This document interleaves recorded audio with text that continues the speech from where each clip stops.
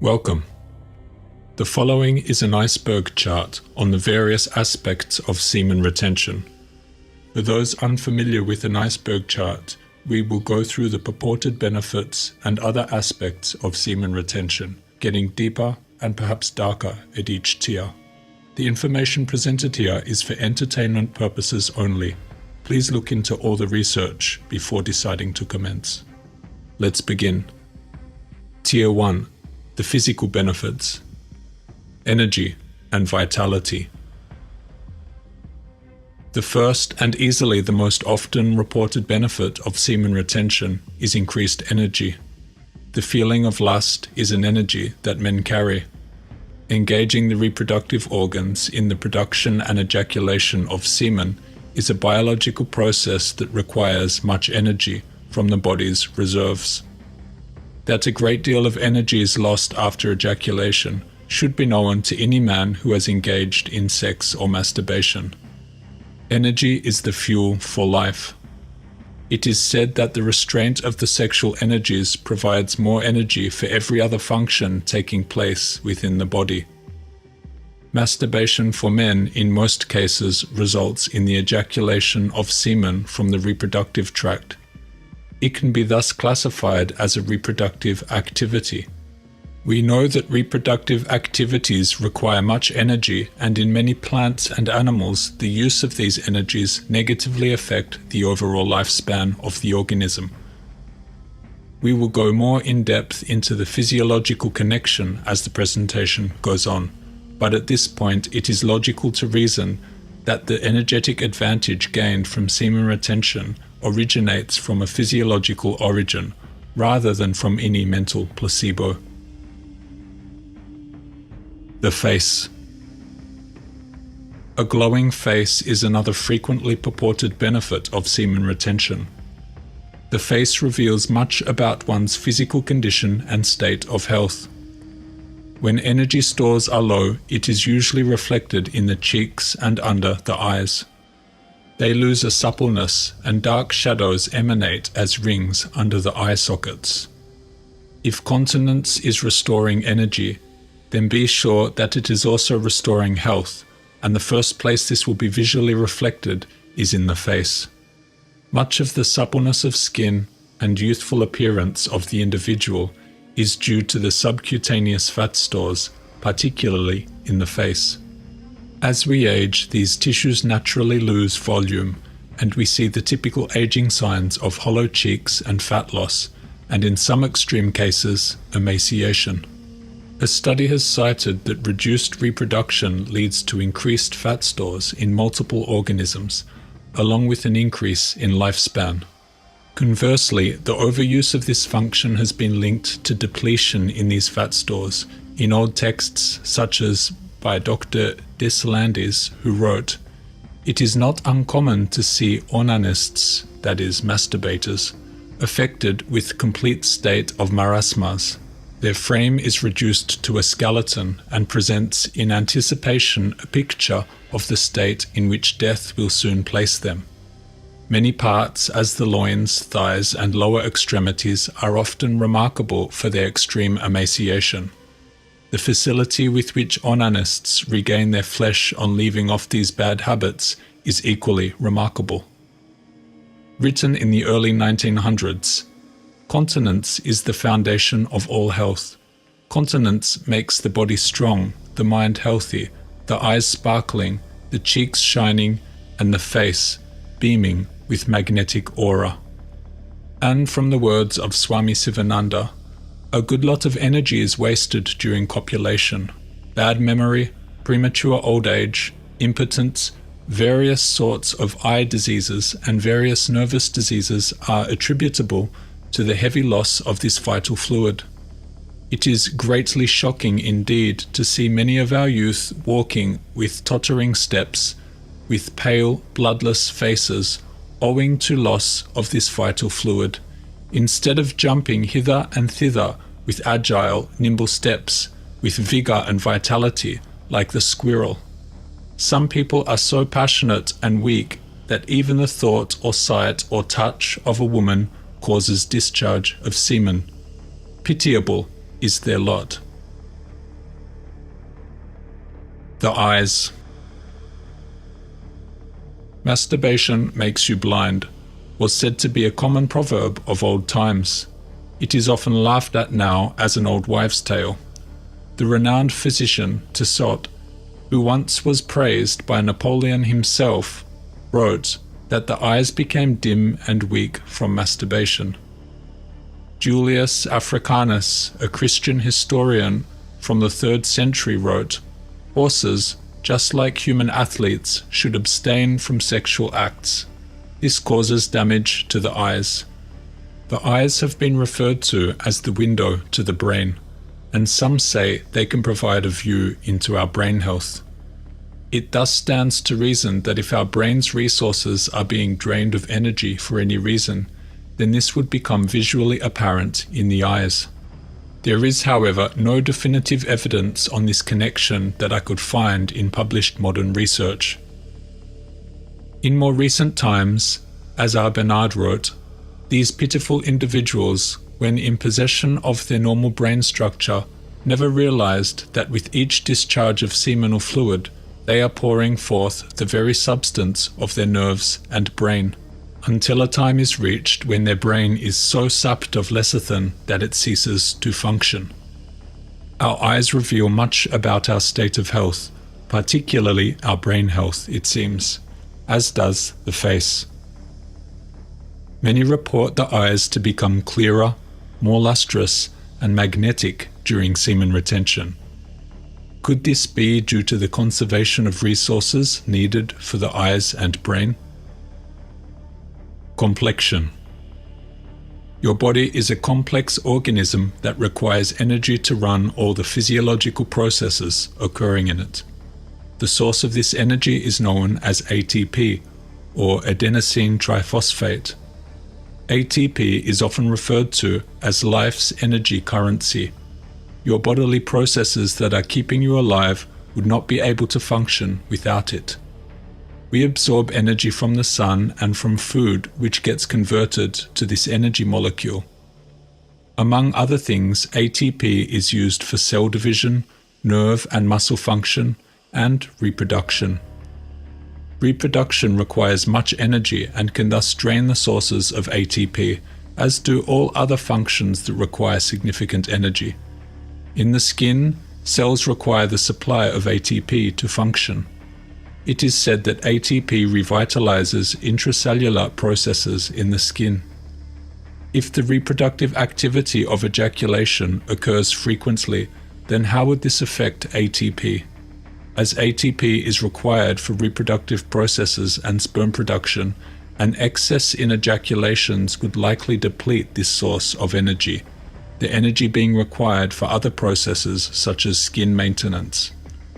From this we can see how the overuse of energy in one area, such as reproduction, can influence another area, such as skin condition and quality. Virility. Virility relates to energy. While energy is the general terminology for strength and vitality, virility refers to the masculine and sexual characteristics of the person. It is often said that this virility a man feels is in direct proportion for his desire for sex. That is to say, a sexual man is a virile man. This feeling of virility, or this feeling for sex, is said to be what makes birds sing, what inspires man to create works of art and reach lofty heights in all areas of creative endeavor. Napoleon Hill wrote, "Sex desire is the most powerful of human desires. When driven by this desire, men develop keenness of imagination, courage, willpower, persistence, and creative ability unknown to them at other times. The results of ejaculation for a man always result in a reduced desire for sex temporarily, known as the refractory period. If one were to constantly be ejaculating, then this refractory period would also continue as one's energy drains. It is not unreasonable to assume that one's vitality would also be negatively affected too." Written in the late 1800s on the topic of virility. Virility is a word quite too little considered. It is derived from the Latin ver, a man, but we use the word here with added emphasis, as meaning a man who is whole, sound, full of courage and vigor, and capable of reproducing his kind in equal vigor. A man who has expended his resources, bankrupted his body and mind, weakened himself so as to be an incapable person, may be a man in the anatomical sense, that is, he is not a child or woman, but he is not a man in the large sense. Such are not virile. They might possibly reproduce their kind, that is, reproduce weaklings, but not children capable of becoming full-grown, powerful men or women. Experiments have been made estimating the number of spermatozoa in those persons who have lost their virility by excesses and unchastity, and the results showed a very great reduction, and the quality also was inferior. That is, the sperm is weakened in proportion as the body is weakened, often in a higher degree. It may be owing to this inferiority of the quality of these products that inferior children are frequently produced from parents who, but for excesses, would have produced superior ones. It may also explain why children are sometimes superior to their parents. They may have been begotten when the state of virility was very high. Of course, this would also suggest a corresponding state on the part of the mother. Experiments made on dogs and other domestic animals show that after 3 consecutive seminal withdrawals, there were but few spermatozoa in the seminal fluid, and after 4, scarcely a trace, until nature had time to restore the loss. It seems as if it ought to be one of man's chief aims in life to preserve intact his virility, his manhood. It may be lost in many ways, by intemperance, by the use of tobacco, by any effeminate habit which weakens the body, but it is most frequently lost by unchastity. Woman has a corresponding duty in preserving her body in the same pure high state, in order that she too may be chaste and a temple fit for the indwelling spirit. Muscle growth. Another often cited benefit of semen retention is increased muscle growth. People practicing semen retention often claim on forums that they have seen an increase in muscle mass and performance whilst on semen retention. Again, there is no published evidence to support this connection, though sexual abstinence has been shown in studies to increase testosterone, and we have established that increased testosterone can lead to increased muscle growth. Anecdotally, a member of the Reddit community posted his testosterone levels before and after 300 days of semen retention, and his results showed his free testosterone levels to have roughly doubled. Although this is an area that requires more research, the connection seems reasonable when viewing the available data and overwhelming number of observations by people experiencing this increased growth on semen retention. Conversely, in a study on salmon during their reproductive period, muscle catabolism was said to generate support for gonadal activity and gamete, sperm, development. Why is it that salmon during the periods of reproductive activity lose muscle mass? Could it be that the resources required to reproduce carry a burden on other systems and functions in the body, such as muscle growth? Furthermore, could the conservation of these energies contribute to more efficient function of our bodily processes? The costs of reproduction on biological function have been researched at length, and we will go deeper into these findings in the coming tiers. Endurance and stamina. Endurance and stamina have been said to increase on retention. One can go for longer at the gym, lift heavier, fight better, and so on. The boxer Muhammad Ali was known to have great stamina. He went 15 rounds getting knocked down and still came back with a win. From Muhammad Ali's book, an Olympic boxing coach says about Ali, "There's a kid just come down here named Cassius Clay. If you bet on him every time he fights, you'll be a rich man, 'cause he won't lose a single fight. I believe his thing is sexual control, and he's got it. Any kid who can control his sex can with the title, I believe. The former world heavyweight boxing champion David Haye said on the topic of retention, "I don't ejaculate for 6 weeks before the fight. No sex, no masturbation, no nothing. It releases too much tension. It releases a lot of minerals and nutrients that your body needs, and it releases them cheaply. Releasing weakens the knees and your legs.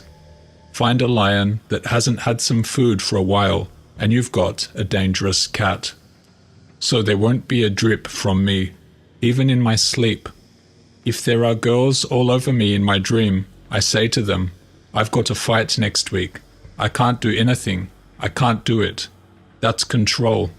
I've been doing that since I was 15, and it's part and parcel of my preparation now. That's why I am who I am today. It's down to all those little sacrifices. Find me another boxer who makes that sacrifice, and you'll find another champion." Deeper voice. The connection between voice and reproductive glands, or specifically the testes, has been well known since ancient times. Castration was a means to preserve a high-pitched voice and was often carried out among choir boys in the late 16th, 17th, and 18th century. It is with the onset of puberty and the development of the secondary sexual characteristics that the voice breaks. It is said that the deepening of the voice is caused by testosterone. As previously mentioned, semen retention has shown on the short term in studies and long term anecdotally to increase testosterone levels. The reports of a deeper voice during semen retention are numerous and often reported on semen retention forums. The champion athlete. Many renowned athletes of note claimed celibacy as their ingredient for success. This notion of sexual abstinence increasing athletic performance has existed since ancient times and continues to be a popular practice among athletes, and in particular boxers, as previously mentioned. In ancient Greece, Olympians would take a vow of celibacy, as it was thought that the renunciation of sexual pleasure increased the vital spirit. The sperm represented masculinity and strength, and loss of it was a loss of one's own manhood. The athletes that engaged in sex before training were said to appear markedly different. Philostratus's Gymnasticus is considered one of the only ancient texts solely devoted to the topic of athletics. He wrote, "Those who come to the gymnasium straight after sex are exposed by a greater number of indicators when they train, for their strength is diminished, and they are short of breath and lack daring in their attacks. And they fade in color in response to exertion, and they can be detected by signs of that sort. And when they strip, their hollow collarbone gives them away, their poorly structured hips, the conspicuous outline of their ribs, and the coldness of their blood.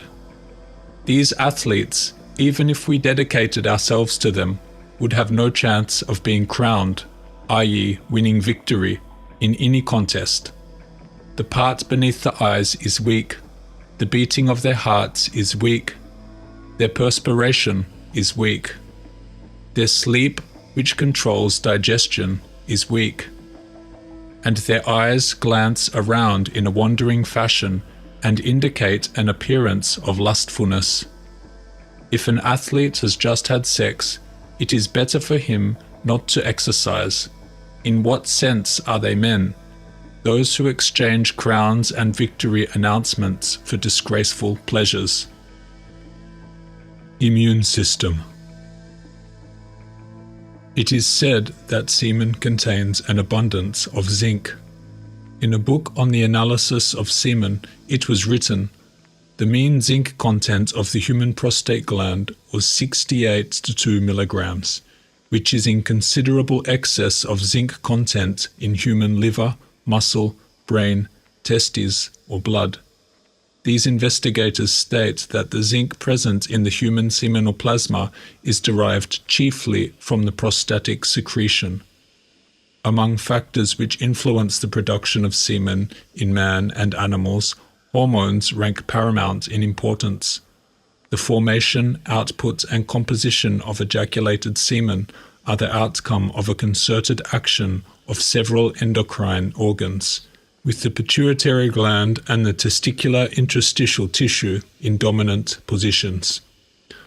Furthermore, there is much published evidence of zinc being linked to improved immune system functioning in both animals and humans. This positive link between zinc and human immune system functioning has been known for decades. Although there is no direct research on semen loss and zinc levels, one could perhaps reasonably assume that the constant loss of this vital resource could be detrimental to the strength of the immune system. Hair growth. The link between hair loss and masturbation is perhaps a controversial one, yet the history of this association spans back to ancient times. Hippocrates noticed this connection, writing, "Eunuchs are not subject to gout, nor do they become bald." Aristotle attributed baldness to heat loss caused by sexual activity and explains that this is the reason women and children never go bald, because they are not capable of producing seminal secretions. In the 1940s, James B. Hamilton studied castrates and balding and found that those castrated before puberty never went bald, and those castrated after the onset of baldness had a complete halt of hair loss progression. This is not to endorse castration in any way, as there are numerous negative health outcomes associated with this outdated practice. This research does, however, give some weight to the words of the ancient philosophers and physicians of the potential origins of hair loss. The current consensus is that masturbation doesn't cause hair loss. However, many have argued this point, and various writings of old stated quite the opposite.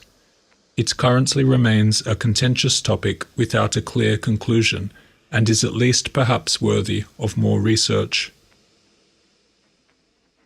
Bones. Another common reported benefit of semen retention is improved bone strength. This one is mostly anecdotal, but there are many threads on semen retention forums writing how they've experienced an improvement in bone strength or density. Semen analysis has shown that calcium, magnesium, and zinc are to be found in the prostatic fluids, which could indicate a benefit of retaining it in the body. This, however, is currently just a theory. Stronger legs. Many people claim to get weak legs after sexual activity. In the English language, there exists the phrase, "weak at the knees," which is often used when seeing an attractive person and triggering the sexual feeling, which emanates from the reproductive organs and overstimulates the nerves to cause the knees to shake and become weak. Tissot cited numerous cases when masturbation caused patients to develop weakness of the legs. This was in the 1800s, however, and current public consensus perhaps does not support such claims. It does stand to reason that if one were using up their sexual energies, then the legs, the area the genitals are directly connected to, would feel an immediate withdrawal of energy. Conversely, conservation of these energies could be assumed as beneficial for maintaining the strength of the legs. Another doctor from the 1800s wrote, "We have seen in several of the preceding cases that permanent contractions of the lower limbs resulted, in onanists, masturbators, from affections of the spinal marrow." Increased masculinity in men, increased feminine traits in women, while practicing abstinence are topics often talked about in semen retention. As discussed before, the testosterone increase is a prime reason that people believe this to be the case. It is also said that constant ejaculation causes men to become effeminate. A doctor's writings from the 1800s said on the topic, "Onanists, masturbators, render themselves effeminate and demoralize their constitution by using these parts in such a manner as to fatigue and change them, and to observe women robbing themselves in the same manner of their beauty, the delicacy of their form, and the charm of their voice." Another writer of the 1800s, Tissot, wrote, "Young persons assume the air and the diseases of the aged. They become pale, stupid, effeminate, idle, weak." The Ancient Archives, Semen Retention, Manuscript. 36 writings from the channel, 18 unreleased writings from the course, 54 chapters on semen retention. If you'd like to own a physical copy of the Ancient Archives, then this book is for you. Welcome. We now move on to the second tier of the iceberg, moving beyond the physical into the deeper realms of semen retention, covering the lesser-known concepts that are perhaps unheard of to non-retainers, yet still accessible and discussed by most. This video is for entertainment purposes only. If you are considering whether or not to start semen retention, keep in mind that this chart follows mainly the positive and neutral aspects, and it is recommended you look at all the research available before deciding to commence. Let's begin. Tier 2. Intelligence. The connection between intelligence and sexual energy conservation is well known among retainers. Many of the world's geniuses, such as inventor Nikola Tesla, renowned mathematician and astronomer Isaac Newton, Leonardo da Vinci, Beethoven, Aristotle, Plato, Pythagoras, and so on, were all celibate and sexually abstained with the understanding that it was conducive to good health, mind, and/or spirit. Newton went as far as to say, "I consider my greatest accomplishment to be lifelong celibacy." It has been said that the constituents in the brain are much like those in the semen, and for that reason an excess of activity in one area will come at the expense of the other. The reason semen retention is said to be good for the intellect is that the reproductive functions and the brain functions both require high levels of energy, and thus lowering expenditure in one area should positively affect the other. R. Bernard wrote, "The grey matter of the brain contains 17% lecithin, which is the essential and indispensable medium through which the higher intellectual processes manifest themselves. The greater the purity in which lecithin is found, the higher the intelligence of the animal, even in insects. In more recent studies, positive correlations between intelligence and semen quality were also found. As stated in the evolutionary theory of aging, your energies are not drawn from an infinite source. They are limited and must be shared with all your biological functions that require energy. Trade-offs and sacrifices will occur. This is why an excess in one area will come at a loss to the other. For this reason, if one wishes to increase the power of their intellectual faculties, then it is perhaps necessary to control or abstain from use of the sexual faculties. Human relations. A common occurrence that is said to happen on semen retention is that one's relations with other people begin to shift. Interactions feel more natural. Members of the opposite sex become more friendly, more respect is shown, and one often starts to drift away from their friendship circle. It was said often in the old books on restraint that refraining from the act was the key to manhood, and that excessive semen loss made men effeminate. A man with strong masculinity will attract women with strong femininity, and a diversion from this is a diversion from what makes man attractive to the opposite sex. Many old texts have written about the signs of masturbation being written all over the face, from the dark rings under the eyes to the lack of eye contact, unnatural expressions of guilt, loss of flesh, and an overall appearance of haggardness. These are negative signals that indicate a man's lack of sexual power, virility, and perhaps even fertility to potential suitors. Written in the 1900s on the topic of masturbators. They feel none of that manly confidence and gallant spirit and chaste delight in the presence of virtuous females, which stimulate young men to pursue the course of ennobling refinement and mature them for the social relations and enjoyment of life. And if by the kind offices of friends they are put forward into good society, they are continually oppressed with shrinking embarrassment, which makes them feel as if they were out of their own element, and look forward to the time of retirement as the time of their release from an unpleasant situation. Conserving the sexual energies gives one the quality of an abundant life force, and this is conducive to good human relations. Often we come across people with this unmistakable energy. Whether it be called charm or aura, it is a feeling that this person is very much more alive than the usual being. A being with an abundance of life is naturally seen as attractive to others. We have an attraction towards life and an aversion towards death. This is perhaps why younger people are given more attention than older members of society, as they contain more of this life essence. Remember, interactions with people are energy exchanges. We want to exchange our energies with the best sources available. We have an inherent respect for this life force, and when we see an abundance of it in someone, it sparks our attention, our attraction, and perhaps even adoration. Conserving this sexual force can greatly alter the visceral reactions people feel about you. The quality of charm and naturalness can increase greatly over time on retention. It has been noted and talked about at length in testimonials by many practicing semen retention.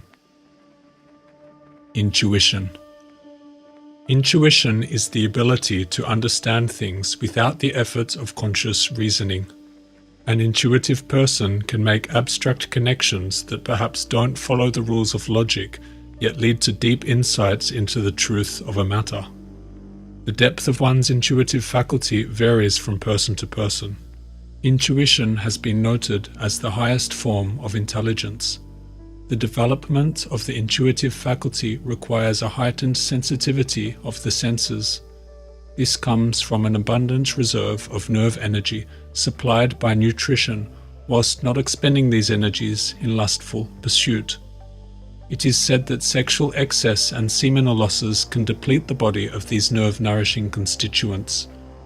R. Bernard wrote, "There is a remarkable similarity of chemical composition between the semen and the central nervous system, both being especially rich in lecithin, cholesterol, and phosphorus compounds, which would indicate that seminal emissions withdraw from the body substances necessary for the nutrition of nervous tissues."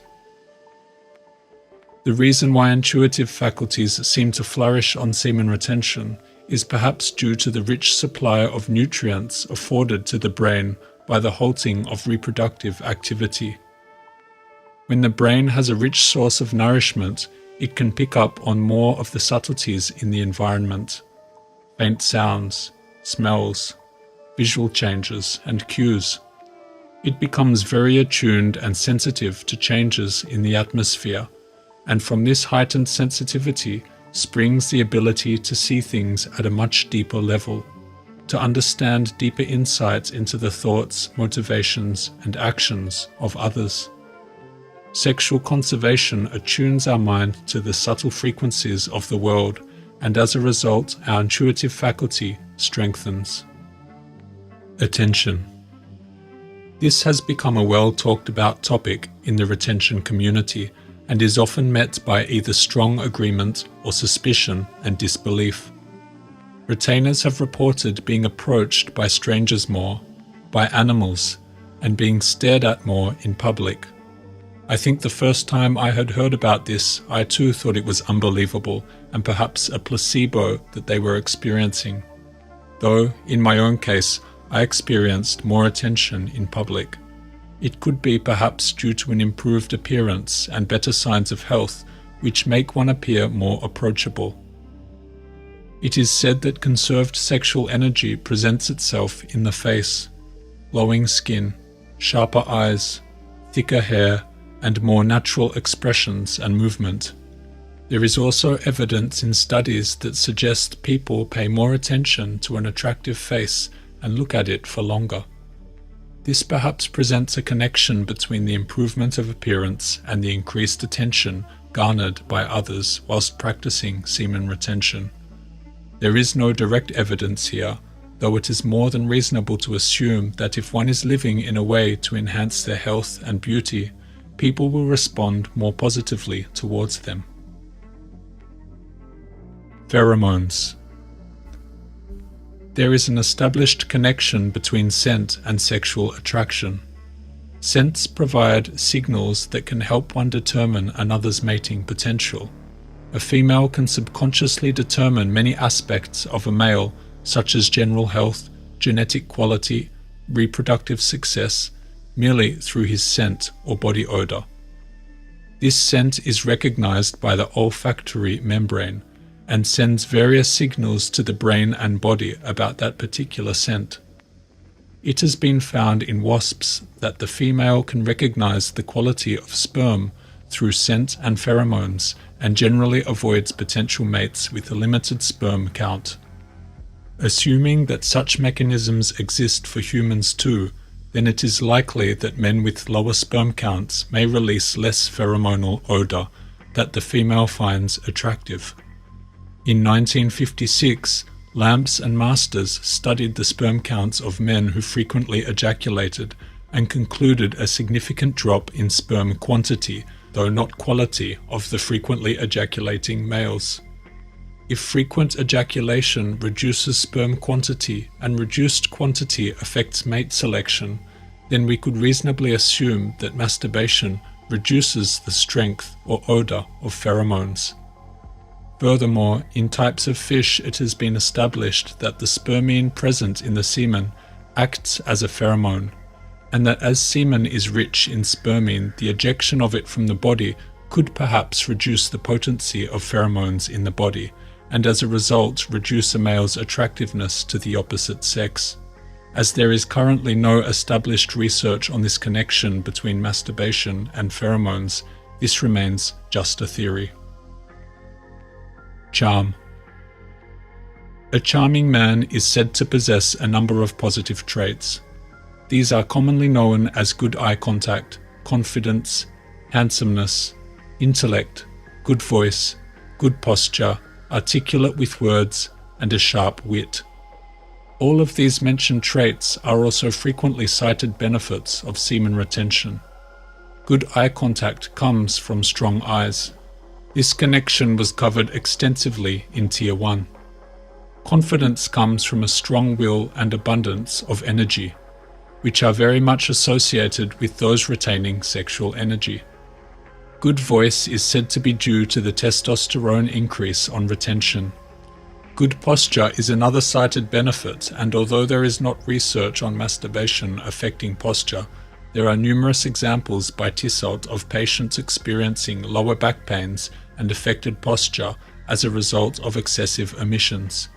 The retainer is also said to become more witty and able to articulate themselves to a higher degree.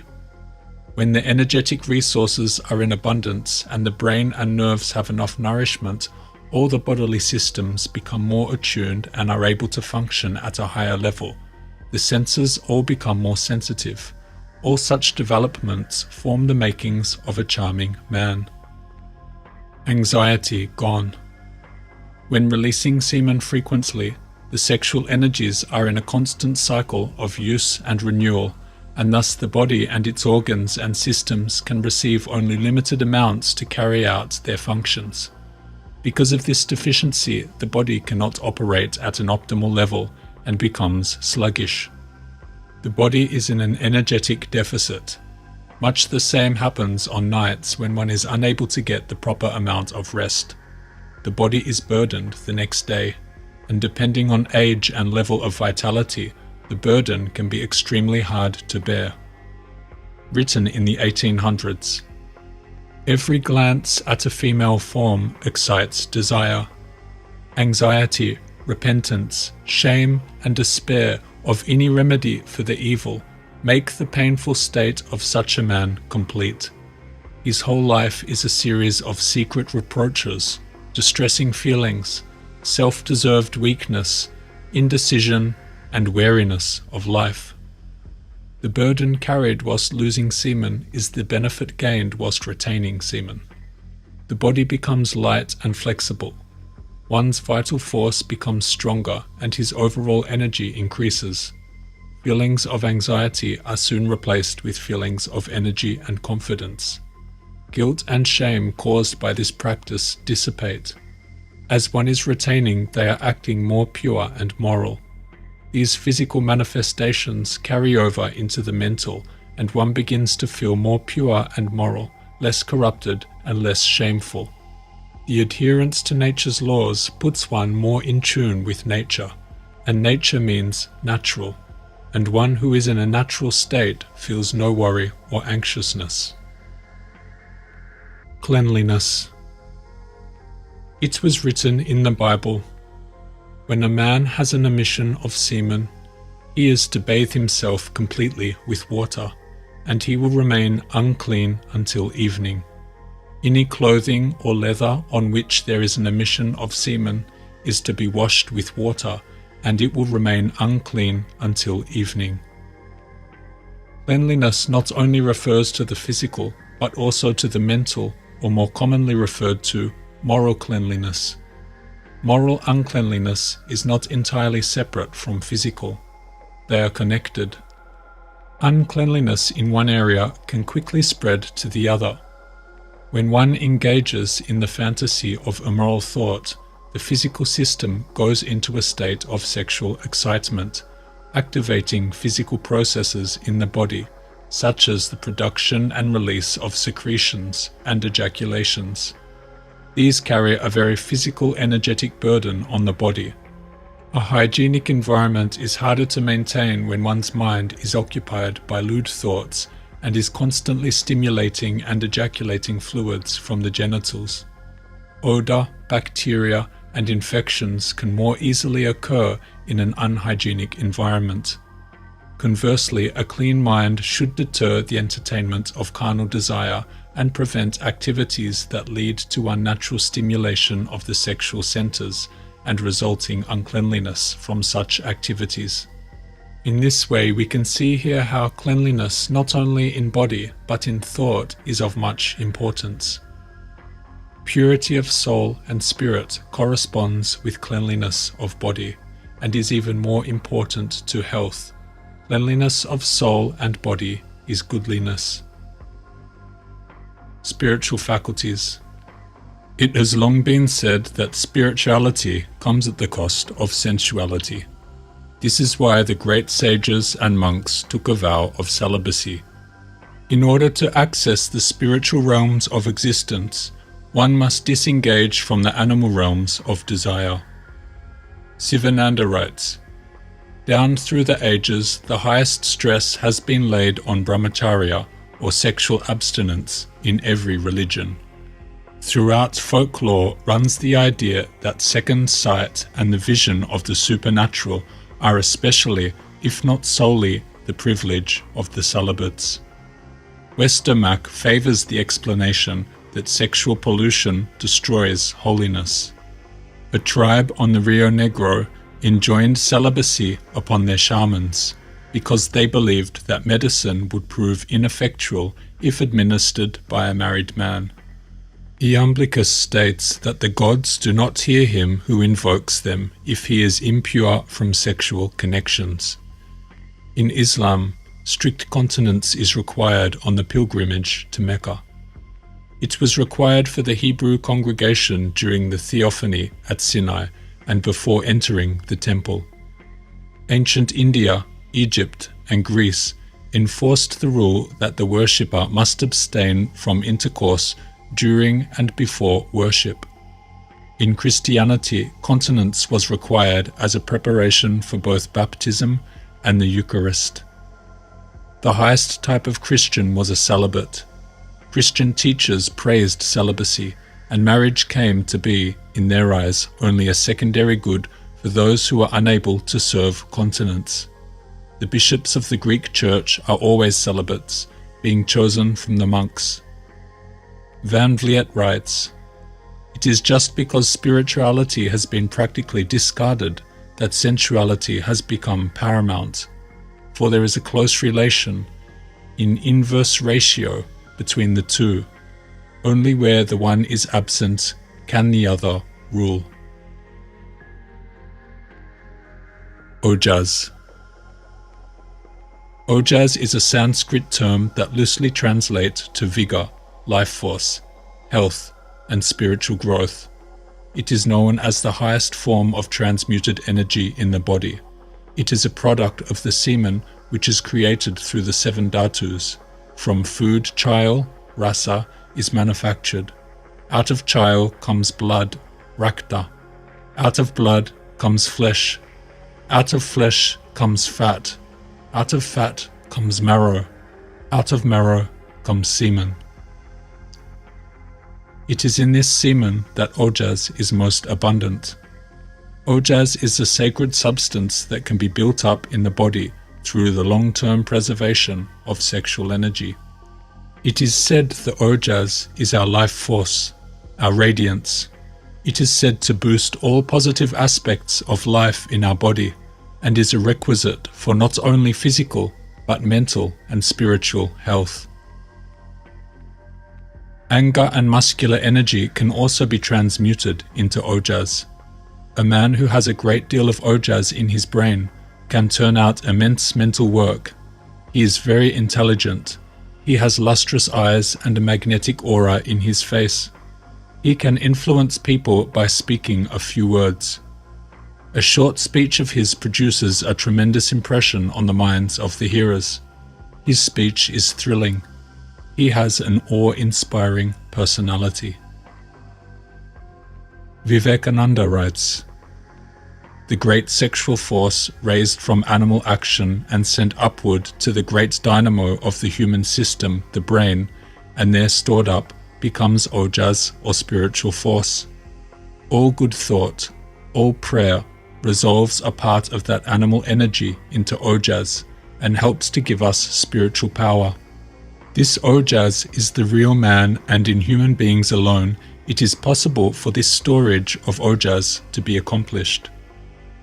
One in whom the whole animal sex force has been transformed into ojas is a god. He speaks with power, and his words regenerate the world." Karma. Karma, cause and effect, and the consequences for sin are concepts that have existed since ancient times. In Galatians it is written, "You will always harvest what you plant." Those who live only to satisfy their own sinful nature will harvest decay and death from that sinful nature. But those who live to please the Spirit will harvest everlasting life from the Spirit. For any man that has long practiced masturbation should have at the very least a simple understanding of how such a practice can negatively influence his life. The violation of nature's laws of procreation. The process of wasting energy unnaturally causes an unnatural result in one's life. Others may even sense this quality of unnaturalness during interactions. It is the result of a lack of vitality from the activity of wasting one's seed. This is the process of cause and effect, and it is one of nature's laws that has been known since ancient times. Everything comes from something else. This law permeates life. This concept of karma originated from the Hindu and Buddhist religions, coming from the Sanskrit language some 3,500 years before. Does the following quote not aptly describe the consequences of this destructive deed? "Sow an act, and you will reap a habit. Sow a habit, and you will reap a destiny. because habits build character. This is the sequence: an act, a habit, a character, and a destiny. You are the creator of yourself.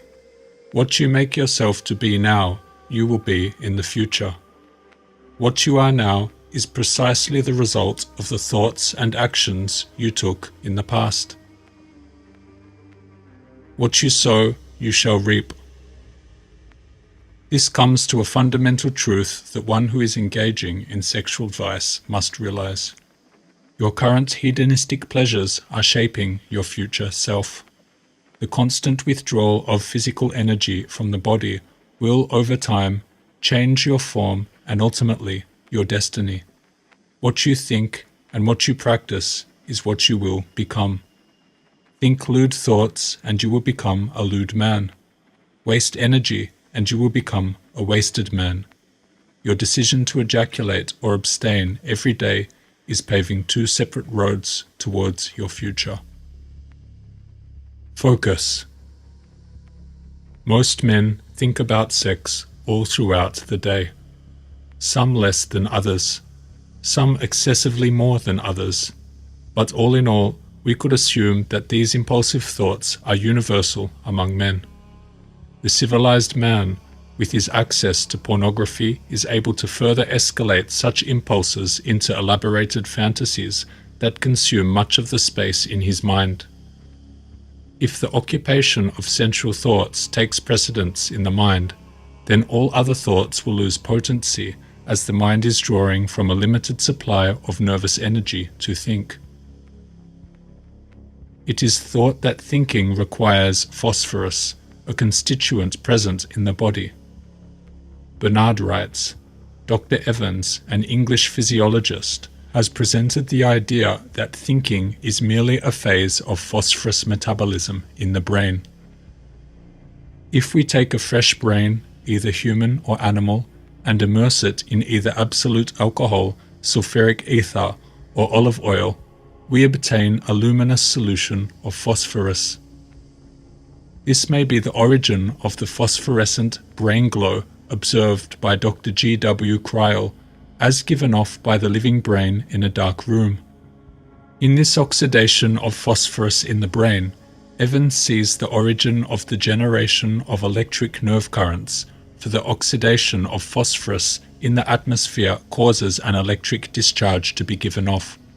Crile has shown that the electrical energy of the nervous system is generated in the brain, which represents a central storage battery of the body. It is thus clear that phosphorus, oxygen, and sufficient thyroid hormone, iodine, are all necessary for the normal generation of brain electricity, and that in the absence of either of these three elements, there will be deficient brain action. Such an excess in sensuous thought will dilute any attempts to practice deep study and thorough concentration, and therefore we see the ability to focus becomes hindered by the sexual nature. We can further understand then how the elimination of such sensual thoughts can fundamentally change the operations of the brain and allow one to greatly sharpen their mental ability. Written in the 1800s on the deleterious effects of masturbation. He will, moreover, be dull of comprehension, incorrect, forgetful, heedless, full of blunders of all sorts, crude and inappropriate in his jokes, slow to take the hint, listless, inattentive, absent-minded, sad, melancholy, easily frightened, easily discouraged, wanting in clearness and point of idea, less bright than formerly, and altogether depreciated in looks and talents compared with what he would have been if he had never contracted this soul and body ruining practice. To clear the path of sexual thought allows one to concentrate all their mental energies into all other thoughts occupied in the mind. As a result of this energy surplus, the brain is able to function optimally, investigate thoughts and concepts at a much deeper level, and tap into deeply creative ideas and make abstract connections that cross over into the realms of intuition and perhaps even clairvoyance. Such are the beginning threads of genius. The exploration of this connection between increased mental focus on semen retention brings us to the next topic: brain and testes. The connection between the brain and testes has been long known and written about in various texts. Even modern research has studied much about this connection. It was found in a 2021 study that the brain and testes have the highest number of common proteins compared with other human body tissues. It is said that both the testes and the brain are high energy demand tissues, executing energy demanding processes such as cognitive functions and spermatogenesis, respectively. It is perhaps for this reason that many texts alluded to the idea that an excess in one area will come at a deficiency in the other.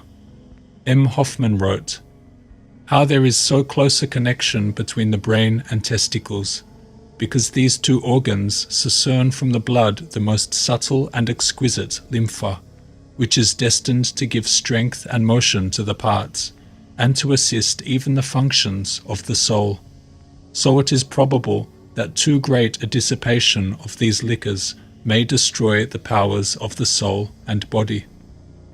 In a publication from the early 1900s, it was written, "Excessive mental work will weaken the genital powers, and that excessive sexual activity will weaken the brain action. These are matters of common knowledge and general experience, needing no elaboration or argument. It is a common phenomenon for a man to lose train of thought when conversing with a beautiful woman.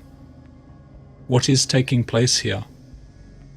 Could it be that the arousal of the sensual faculties is drawing away the blood and nutrition from the mental faculties? It is a common theme in movies and TV shows that the guy hopelessly sensual and in love with women is hopelessly stupid and non-intelligent. It is also particularly common in the anime genre for the dumb guy to be chasing girls and the smart guy to be uninterested in sex. Perhaps this is illustrating a universal occurrence with men, that the activity of the sexual function comes at the cost of the mental function to some degree. Aggression. Aggression is perhaps one of the most commonly cited emotions experienced on semen retention. When one is no longer constantly expending the sexual forces, a reserve of energy begins building up within the body. This energy can often be felt as a sensation emanating from the pit of the stomach. This surplus energy can amplify one's emotions in any direction. Happiness can become feelings of intense serenity, motivation can become a burning desire, and anger can become an uncontrollable fury. This anger causes one to become more assertive and prepared for combat with anyone they perceive as a threat. As there is more life force inside of the retainer, the sense of self is amplified. The will of the individual becomes stronger. This anger, if left uncontrolled, can easily become destructive. For this reason, we must control it and harness it in productive ways. This anger is an energy, and in order to dissipate it, we must use up this energy. Adequate physical and mental work is perhaps the best way. Cardiovascular exercise that burns up much energy, such as walking and running, are also good. Engaging in deep mental work daily will also help use up this surplus energy. Learning emotional control through philosophies such as Stoicism can help fortify one's mind and instill calmness. This desire for sex can easily become transformed into anger, but from anger it can be transmuted into motivation and cause one to become highly productive. Remember that surplus energy is amplifying your previous inclinations of thought. Anthropologist J.D. Unwin deeply studied primitive cultures that practiced monogamy and sexual abstinence, and those that didn't. Through his research of 86 civilizations, he discovered that cultures that preserved their sexual energies were more productive, more civilized, had more social energy, yet also displayed more aggressive and dominant behavior. It appears that all of these above energies are really two sides of the same coin. And if harnessed correctly, this aggression one accumulates on semen retention can be the catalyst for great personal transformation. It is a secret to success. Eloquence. Semen retention gives more weight to your words.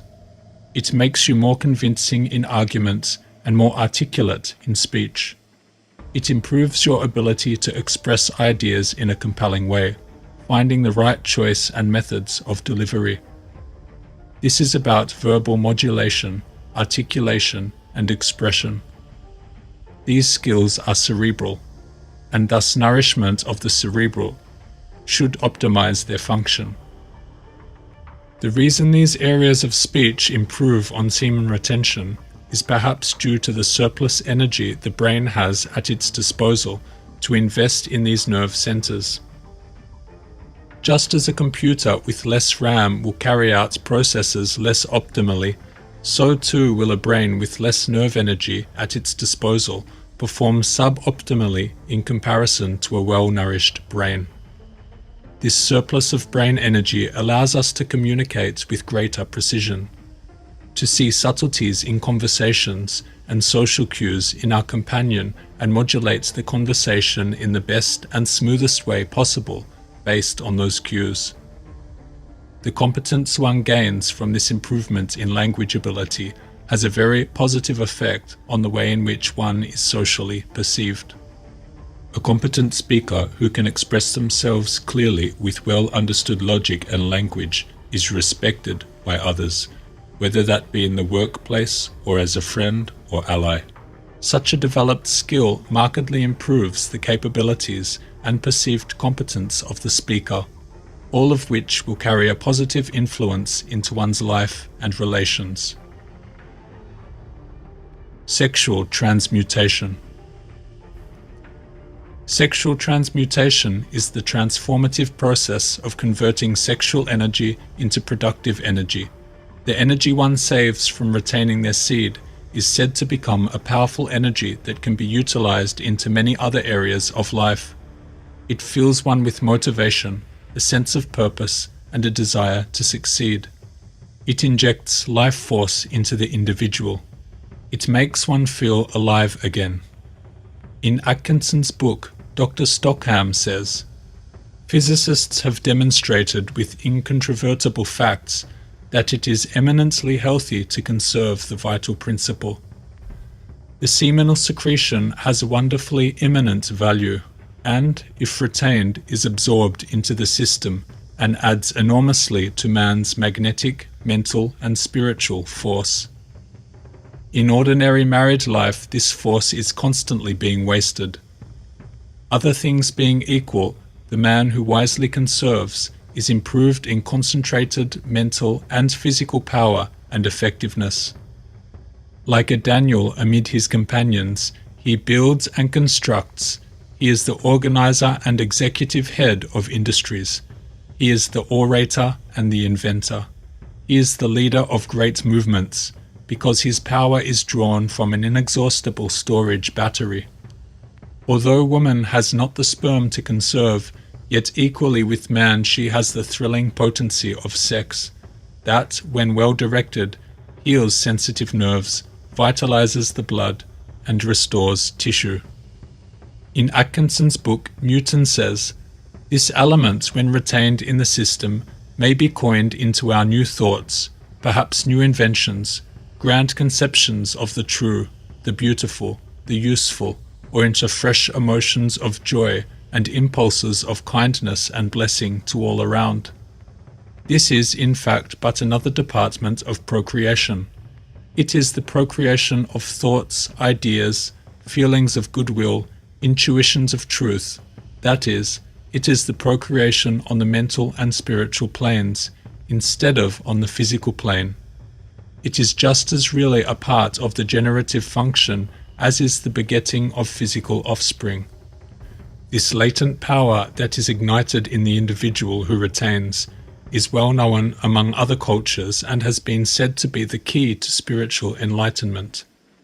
Sivananda states, "If the sexual energy is transmuted into ojas or spiritual energy by pure thoughts, it is called sex sublimation in Western psychology.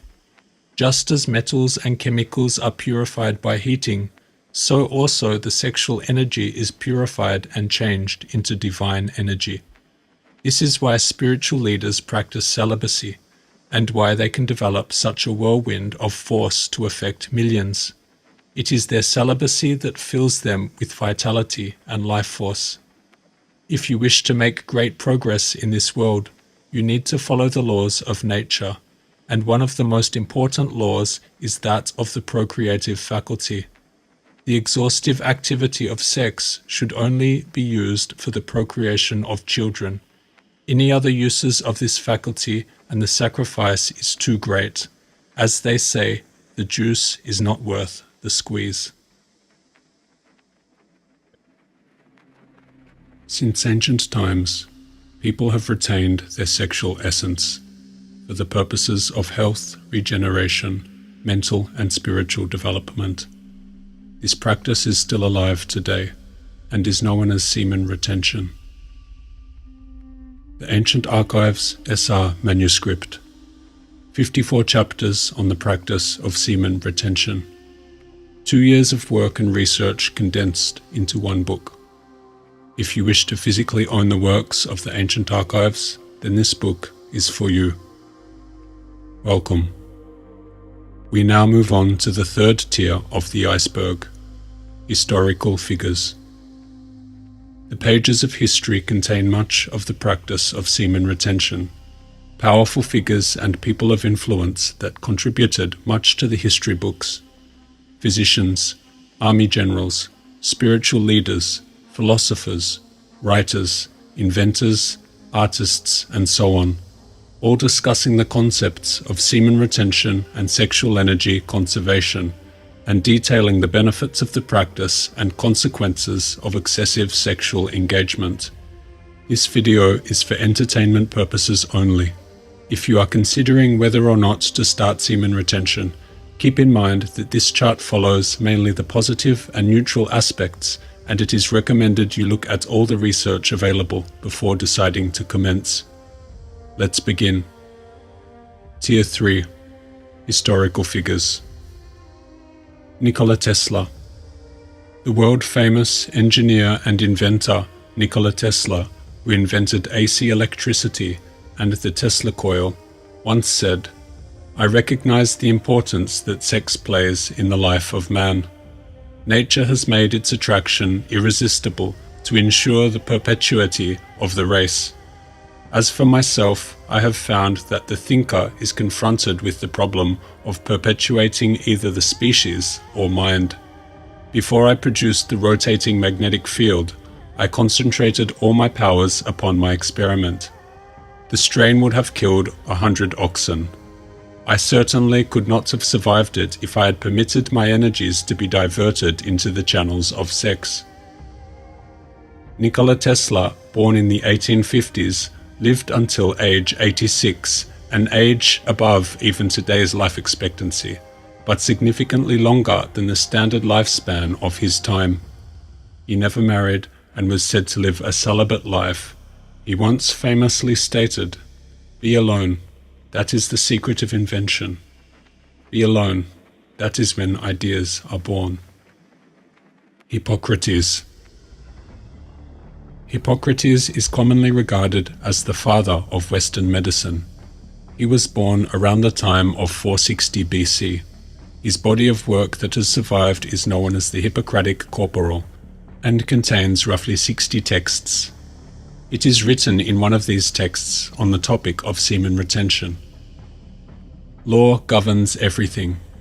The man's semen comes from all the fluid that is in the body, being the separation of what is most potent. Here is an illustration in proof that it is a separation of the most potent part. The discharge of such a small quantity in intercourse makes us weak. This is the way of it. Veins and cords lead from every part of the body into the penis. When these are somewhat affected by friction and are heated and filled, a kind of tickling sensation sets in, and consequently pleasure and warmth pervade the whole body. As the penis is rubbed and the whole person is agitated, the fluid in the body is heated, diffused, and churned by the movement, and becomes foamy, as all other fluids too become foamy by churning.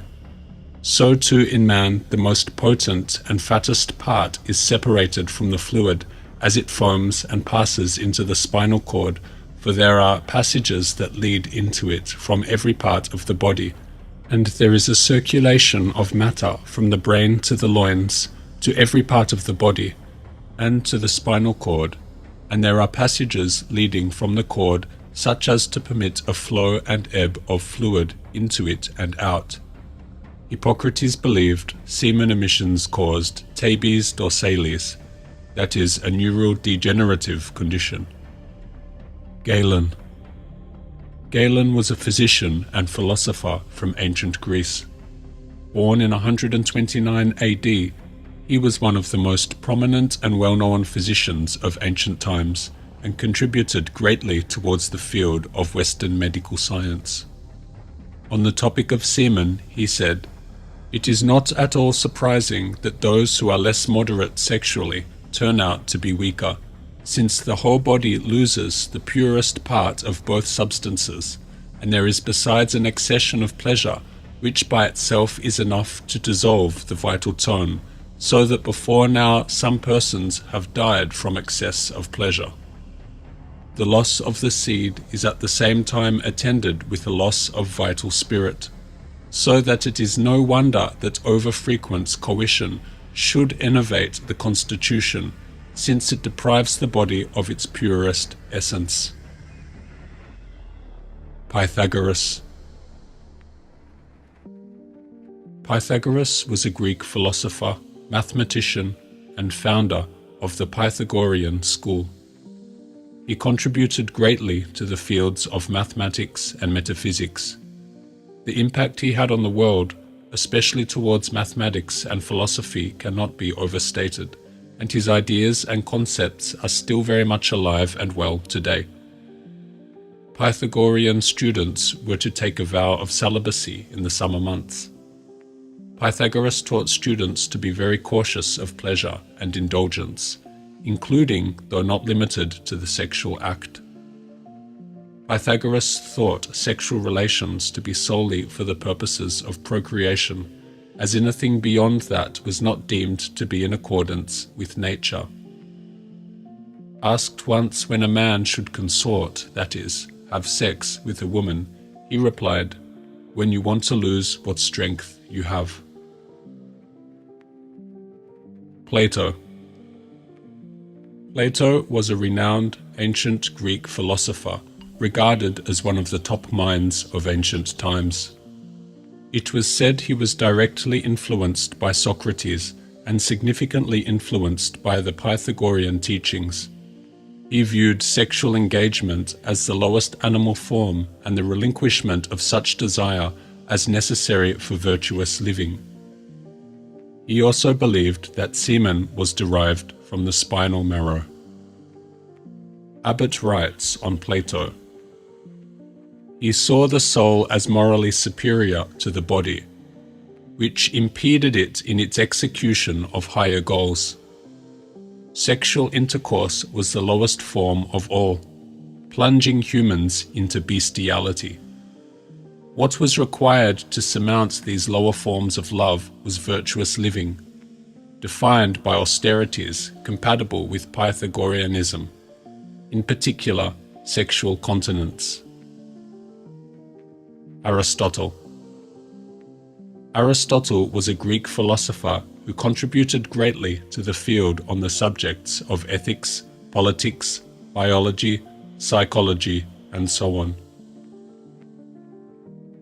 He was a student of Plato, who in turn was a student of Socrates, and is well regarded as one of the most notable philosophers in ancient history. Aristotle wrote extensively on the subject of semen and its nutritive qualities. He writes, "For the exhaustion consequent on the loss of even a very little of the semen is conspicuous because the body is deprived of the ultimate gain drawn from the nutriment. In most men and as a general rule, the result of intercourse is exhaustion and weakness rather than relief." Salmon and Focal wrote, "For Aristotle, semen is the residue derived from nourishment, that is of blood, that has been highly concocted to the optimum temperature and substance. This can only be emitted by the male, as only the male, by nature of his very being, has the requisite heat to concoct blood into semen. According to Aristotle, there is a direct connection between food and semen. Sperms are the excretion of our food, or to put it more clearly, as the most perfect component of our food. Furthermore, Aristotle claimed that it was the area around the eyes that stored the best semen, and from this perhaps we can make the common connection among retainers that the retention of semen is good for the eyes, and the excessive expulsion of semen can negatively impact the eye's appearance. Aristotle also wrote on man's desire for sex and the importance of moral thought. He once famously wrote that wickedness is nourished by lust. In a book on the works of Aristotle, it was written, "A man becometh bald through venery, that is, sexual relations, because that is letting forth of natural humidity and heat. And so, by that excess in carnal pleasure, moisture is consumed, which is the nutriment of the hair, and therefore baldness doth ensue. And this is evidently proved in eunuchs and women who do not grow bald, because they do not depart from their moistness." Aretaeus. Aretaeus was a physician born in the 2nd century BC.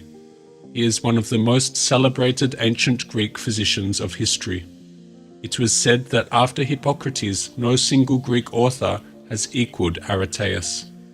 In his writings on the topic of semen, he said, "If any man is in possession of semen, he is fierce, courageous, and physically mighty, like beasts. Evidence for this is to be found in athletes who practice abstinence.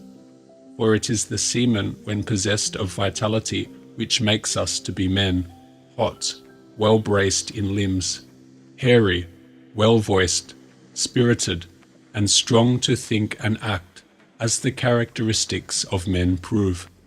For when the semen is not possessed of its vitality, persons become shriveled, have a sharp tone of voice, lose their hair and their beard, and become effeminate, as the characteristics of eunuchs prove." Julius Caesar. Julius Caesar is perhaps the most well-known military general of ancient times. Born in 100 BC, he defeated Pompey to become dictator of Rome. On the topic of sexual restraint, Julius Caesar said, "The Germans differ much from these usages. Those who have remained chaste for the longest time receive the greatest commendation among their people. They think that by this the growth is promoted. By this the physical powers are increased, and the sinews are strengthened. And to have had knowledge of a woman before the 20th year they reckon among the most disgraceful acts." Gandhi. Gandhi is well recognized as one of the 20th century's greatest political and spiritual leaders.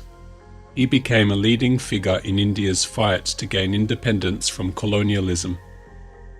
Gandhi wrote extensively on his upbringing of sexual indulgence and his struggles with lustfulness. Gandhi was said to have been very affected by his father's death, and held deep regret that he had engaged in lustful activity rather than be at his father's bedside when he was stricken with illness and passed away. At 38, he took a vow of celibacy.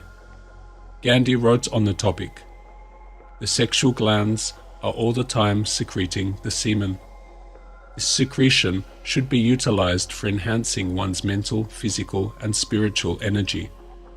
He who would learn to utilize it thus will find that he requires very little food to keep his body in a fit condition, and yet he will be as capable as any of undertaking physical labor. Mental exertion will not tire him easily, nor will he show the ordinary signs of old age. Just as a ripe fruit or an old leaf falls off naturally, so will such a brahmachari, when his time comes to pass away, with all his faculties intact. Although with the passage of time the effects of the natural wear and tear must be manifest in his body, his intellects, instead of showing signs of decay, should show progressive clarity. If all this is correct, the real key to health lies in the conservancy of vital semen energy. A firm grasp of the fact that semen is meant to be used only for procreation and not for self-indulgence leaves no room whatsoever for indulging in animal passion. Assimilation of the knowledge that the vital fluid is never meant for waste should restrain men and women from becoming crazy over sexual intercourse. Isaac Newton. The world-famous mathematician, physicist, astronomer, and alchemist Isaac Newton practiced sexual restraint throughout his life. It is said that he never married and died a virgin. Considered a solitary genius, Newton worked for 18 hours a day. He wrote on the topic of sexual restraint, "I consider my greatest accomplishment to be lifelong celibacy." His approach to fighting lust was to keep his mind occupied. On the topic, he wrote, "The way to chastity is not to struggle with incontinent thoughts, but to avert the thoughts by some employment, or by reading, or by meditating on other things." Arthur Schopenhauer. The famous German philosopher, perhaps most well known for his work, The World as Will and Representation, wrote on the topic of sex, "At every age, excessive use of that power shortens life, whereas moderation enhances all the powers, especially muscular strength. For this reason, abstemiousness and moderation were part of the training of Greek athletes. Directly after copulation, the devil's laughter is heard. This is said to be in reference to the melancholy experienced by man during the refractory period after orgasm. It is said to illustrate the moment of clarity experienced by man when he realizes that he was merely acting out of desire and that the results were ultimately meaningless. Swami Sivananda. Swami Sivananda was a yoga teacher, spiritual leader, and proponent of Vedanta. He helped spread the spiritual teachings of yoga and Vedanta to the world. On the topic of brahmacharya, that is, Indian celibacy, he wrote, "Celibacy is to a yogi what electricity is to an electric bulb. Without celibacy, no spiritual progress is possible.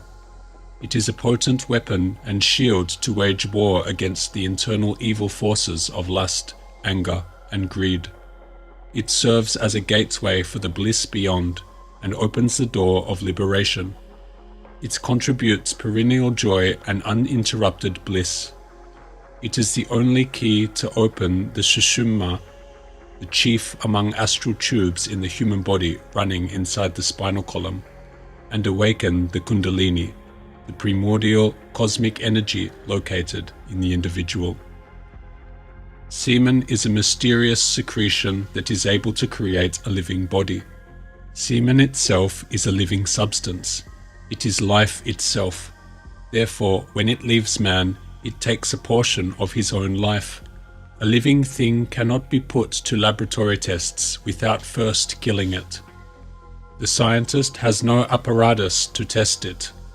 God has provided the only test to prove its precious nature via the womb. The very fact that semen is able to create life is proof enough that it is life itself. I have thousands of letters from young men who have wasted this precious fluid and are in a miserable plight. Several young men even go to the point of committing suicide. Through reckless waste of semen, they lose all their physical, mental, and intellectual faculties. Those who are perfect Brahmacharyans have lustrous eyes, a healthy body and mind, and a keen, piercing intellect. Saint Augustine of Hippo, considered the greatest Christian philosopher of antiquity, his influence was said to be profound and helped shape modern Christian thought. He wrote, "Lust not only takes possession of the whole body and outward members, but also makes itself felt within, and moves the whole man with a passion in which mental emotion is mingled with bodily appetite, so that the pleasure which results is the greatest of all bodily pleasures. So possessing indeed is this pleasure, that at the moment of time in which it is consummated, all mental activity is suspended." Samuel-Auguste Tissot. Tissot was regarded as one of the great physicians of the 18th century. He was appointed Vatican medical advisor and had received praise from Napoleon Bonaparte himself. His most famous work was a treatise published in 1760 on masturbation, and was said to be one of the best-selling medical books of the 18th century. On the topic of masturbation, he wrote, "The first ill consequences of them to such as are guilty of self-pollution are a considerable diminution of strength, a less or greater paleness, sometimes a slight but continual jaundice, often pimples, which come and disappear only to make room for fresh ones, and are constantly reproducing themselves all over the face, but especially in the forehead, the temples, and around the nose, a notable leanness, an astonishing sensibility to the changes of weather, especially to cold, a languor in the eyes, a weakening of the sight, a great impairment of the faculties, especially of the memory." Tissot cites various examples of his and his associates' patients and their physical and mental symptoms and illnesses caused by excessive masturbation. Dr. John Harvey Kellogg, a physician, inventor, and the father of Kellogg's cornflakes, was strongly against the practice of masturbation. He was also a very vocal advocate for sexual abstinence and wrote of the dangers of sexual excess. It is said that his invention of cornflakes was made as an attempt to lower people's libido. He wrote, "If illicit commerce of the sexes is a heinous sin, self-pollution, or masturbation, is a crime doubly abominable. It is the most dangerous of all sexual abuses, because the most extensively practiced. The vice consists in any excitement of the genital organs produced otherwise than in the natural way. Its frequent repetition fastens it upon the victim with a fascination almost irresistible. It may be begun in earliest infancy and may continue through life. Even though no warning may have been given, the transgressor seems to know instinctively that he is committing a great wrong, for he carefully hides his practice from observation. In solitude he pollutes himself, and with his own hand blights all his prospects for both this world and the next. Even after being solemnly warned, he will often continue this worse than beastly practice, deliberately forfeiting his right to health and happiness for a moment's mad sensuality." Mark Twain. Mark Twain was a celebrated American author who penned the classics The Adventures of Tom Sawyer and The Adventures of Huckleberry Finn. In 1879 in Paris, at a writers' convention, he spoke the following words on the topic of masturbation. "The results of the habit are loss of memory, loss of virility, loss of cheerfulness, and loss of progeny. Of all the various kinds of sexual intercourse, this has the least to recommend it. As an amusement, it is too fleeting. As an occupation, it is too wearing. As a public exhibition, there is no money in it. It is unsuited to the drawing room, and in the most cultured society it has long been banished from the social board.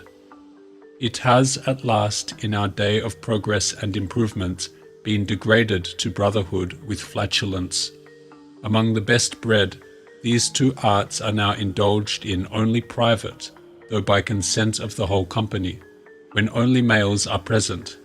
It is still permissible in good society to remove the embargo on the fundamental psi. My illustrious predecessor has taught you that all forms of the social evil are bad. I would teach you that some of these forms are more to be avoided than others. So in concluding I say, if you must gamble your lives sexually, don't play a lone hand too much. When you feel a revolutionary uprising in your system, get your Vendome column down some other way. Don't jerk it down. Friedrich Nietzsche. Nietzsche was a German philosopher who wrote extensively in the late 1800s on the topic of philosophy, morality, poetry, religion, and so on. His works have greatly influenced contemporary thought and popular culture. He wrote on the topic of semen, "The resorption of semen by the blood is the strongest nourishment, and perhaps more than any other factor, it prompts the stimulus of power, the unrest of all forces, toward the overcoming of resistances, the thirst for contradiction and resistance. The feeling of power has so far mounted highest in abstinent priests and hermits, for example, among the Brahmins." Henry David Thoreau. Henry David Thoreau was an American essayist, author, and philosopher from the 19th century. He is regarded as one of the most famous Americans of the 19th century. On the topic of sexual restraint and chastity, he wrote, "The generative energy, sexual energy, which, when we are loose, dissipates and makes us unclean, when we are continent, invigorates and inspires us. Chastity is the flowering of man, and what are called genius, heroism, holiness, and the like are but various fruits which succeed it." Bernarr Macfadden. The well-renowned healthy living advocate and father of the physical culture movement, wrote about the ills of masturbation in his books. He wrote the following: "Masturbation, also commonly known as self-abuse, is the greatest of all sexual evils, not only because of its widespread practice and the opportunity for excesses, but especially because of the fact that it generally works its harm during the period of growth, when the results of any sexual mistake or abuse are far more serious than they would be in adult life. The habit is injurious at any time of life, however, owing to the drain upon the constitution and the weakening or exhaustion of the nerve centers which it involves. It is truly an outrage upon the body to such an extent that the effects are not only physical but moral or psychic as well. The mind and soul of the victim seem to be tainted at the same time that the body is weakened and sexual power impaired by this degrading practice. Masturbation is often thought to be more harmful to boys than to girls, because of the direct drain upon the resources of the body, in the case of the male, through the loss of the seminal fluid.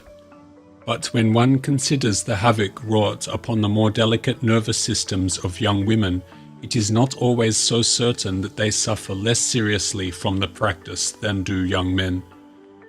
Naturally, the injury that results from this particular evil is influenced to a large extent by two factors. First, the general vital vigor of the victim, and second, by the effects on the whole physical fabric.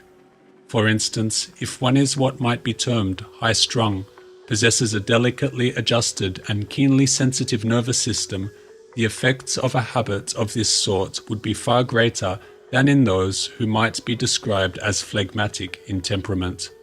The phlegmatic temperament is usually protected by superior vitality, but also by less inclination to indulge in a habit of this sort. Therefore, it might be said that the more ability one possesses, the more alert and keen one's mental capacity, the greater would be the inclination towards a habit of this sort, and the greater would be the harm wrought by its indulgence. Every being is powered by a source of energy. This energy is what carries you from the beginning to the end of life. Your body constantly reflects the amount of energy left inside of it. We can gauge one's energy from the appearance of the face, the quality of the eyes, the sound of the voice, and by many other external factors that advertise one's vitality. Babies and children have an abundance of this energy, whilst older people are more depleted. Regardless of age, the speed at which this energy is used is up to the individual. The two major expenditures of this source of energy are cell maintenance and reproduction. In biology, it is often said that reproduction shortens life. This forms the basis of semen retention. The Ancient Archives, SR manuscript, 54 chapters on the practice of semen retention. 2 years of work and research condensed into one book. If you wish to physically own the works of the Ancient Archives, then this book is for you. Welcome. We now move down to the fourth tier of the semen retention iceberg, going beyond the common themes often discussed in the semen retention community and deeper into the lesser-known physiological aspects of the practice. This is where the information may begin to seem incredulous and nonsensical to the uninitiated. Much of it, however, is based on research and writings of old philosophers, physicians, modern biologists, and so on. This video is for entertainment purposes only.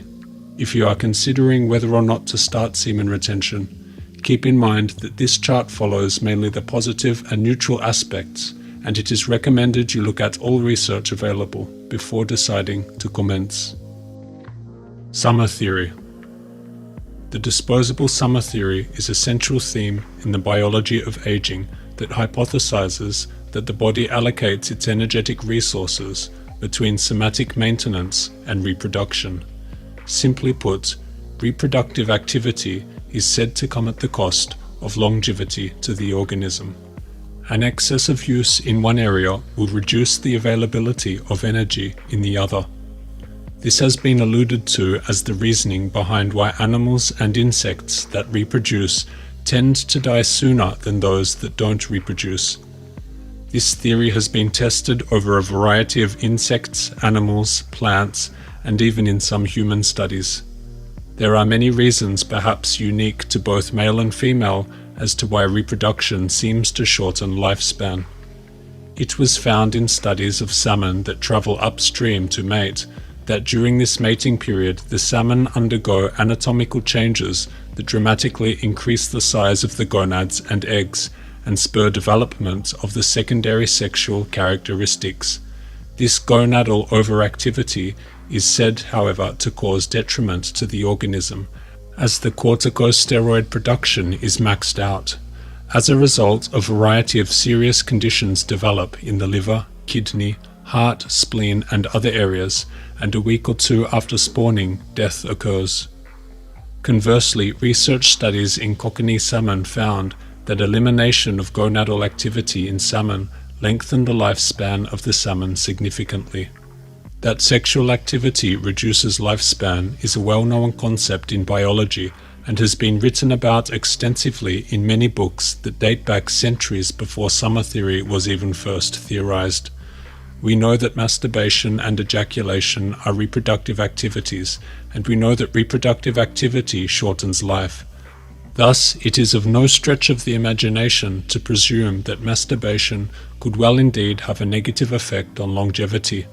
Of course, to be clear, this is not verified explicitly in any study, and although supporting evidence exists, it currently remains just a theory.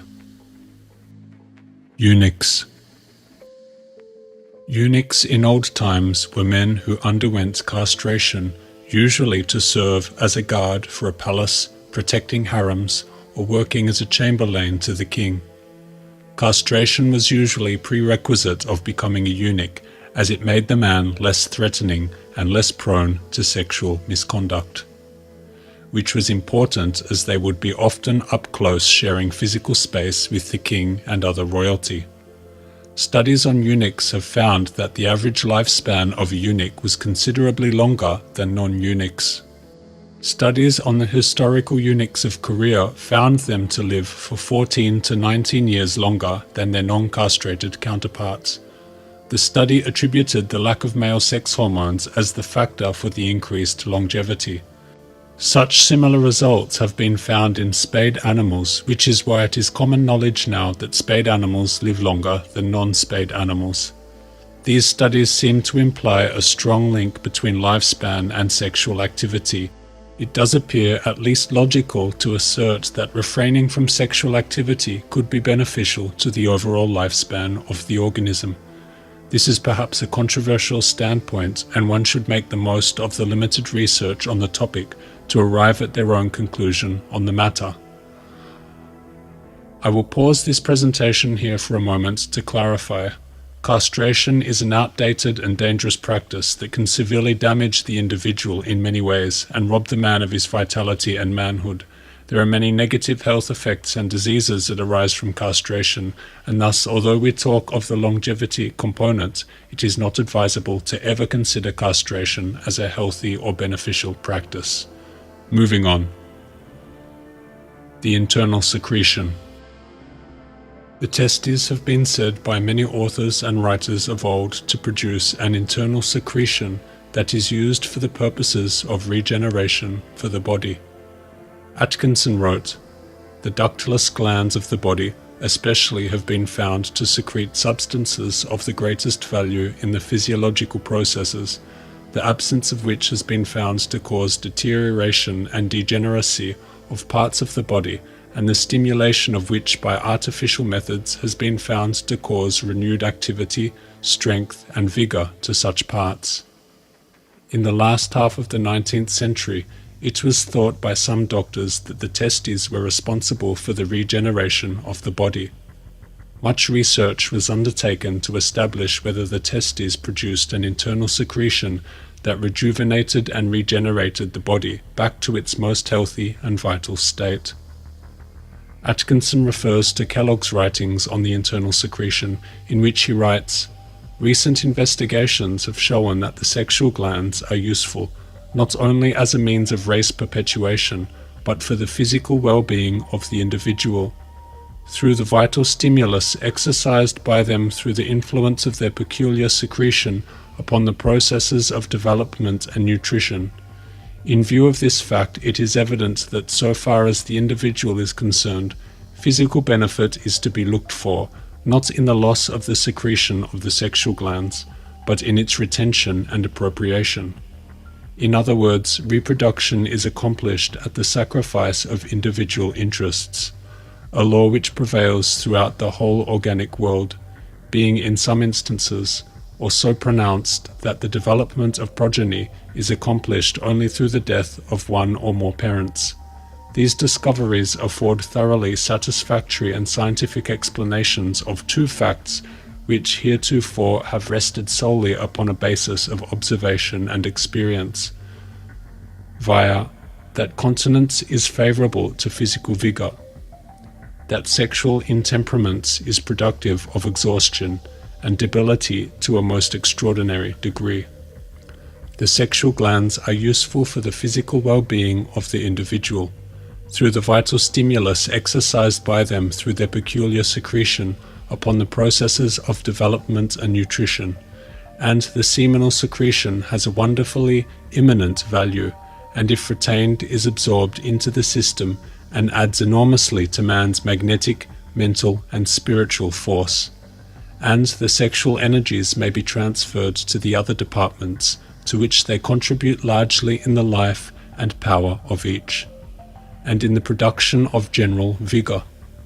And the sexual department of a continent adult seems to be a sort of storage battery of vitality, a veritable reservoir for surplus energy.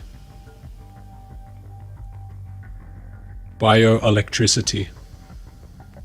Bioelectricity permeates the body. Our bodies run and function on electrical signals. Our nervous system conducts electricity and transports electrical signals via nerves to carry out many of the necessary functions of the body.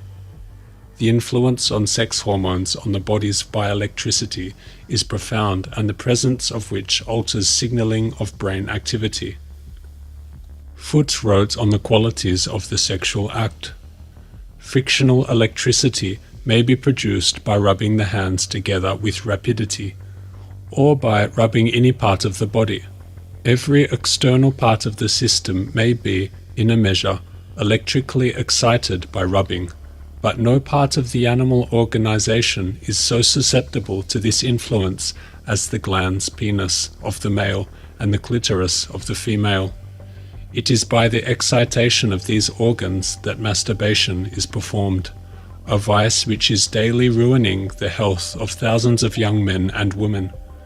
They think that the warnings of physiologists are only intended to frighten them, that occasional secret indulgence is no more injurious than sexual intercourse. To the victims of this vice, let me say that in the act of masturbation, only one form of electricity is employed, and that is drawn from the nervous system and returned with frightful loss. Nature designed that the generative organs should be acted upon by individual, chemical, and frictional electricities. You employ only the latter, and that is not produced but extracted from your nervous organizations. In the natural gratification of the passions, the electricity produced by the commingling of the animal acids and alkalis, coition, and the interchange of individual electricity compensates the nervous systems of both sexes for any losses which would otherwise be sustained. The 7 Dhatus. In Indian Ayurveda, the 7 Dhatus represent the 7 vital tissues that make up the human body. Dhatu, derived from Sanskrit, means that which holds, and thus represent the 7 elements that hold the body together. It is said that from food chyle is produced, from chyle comes blood, from blood comes flesh, from flesh comes fat, from fat comes bone, from bone comes marrow, and from marrow comes semen. Semen, or shukra, is the last dhatu and is considered the essence of the dhatus, as it holds the power of life. It is the final form of the dhatus, the most refined and powerful substance that the body can produce. It holds the power of life and regeneration. Sivananda says that the shukra nourishes the physical body, the heart, and the intellect. In Ayurvedic medicine, a depletion of shukra is said to lead to a variety of illnesses and conditions, and in the worst-case scenario, premature death. Much of Ayurveda is focused on ways of living that avoid depletion of the shukra and support the building of ojas. A loss of this vital fluid is known as Dhat syndrome and is a widely recognized clinical condition in South Asian countries such as India, Pakistan, Nepal, and Sri Lanka. It is often said that the cause of this condition is from excessive masturbation. Spermine and spermidine. Studies on semen and the prostate have verified the presence of choline, spermine, zinc, and spermidine, and not in insignificant amounts. The importance of these elements for maintaining the health and longevity of the body have been well researched and studied. When human semen had stood a little while, some 3-sided bodies were seen in it, terminating at either end in a point. Some were of the length of the smallest grain of sand, and some were a little longer. Thus, in a letter of November 1677 addressed to the Royal Society, Antony van Leeuwenhoek reported the discovery of the crystalline substances in semen which later became known as spermine. Within spermine lies the constituent spermidine. Spermidine is a base present in the mother liquor after separation of spermine phosphate. So far as spermine in human semen is concerned, there can be little doubt that its high concentration, which is of the order of 50 to 250 milligrams per 100 ml, is due chiefly to the prostatic secretion, the highest values obtained by the Finnish investigator in the different organs expressed as milligrams, spermine phosphate per 100 grams of tissue, wet weight, were prostate 456, pancreas 77, adrenal 58, liver 43, spleen 40, testes 29, ovary 9.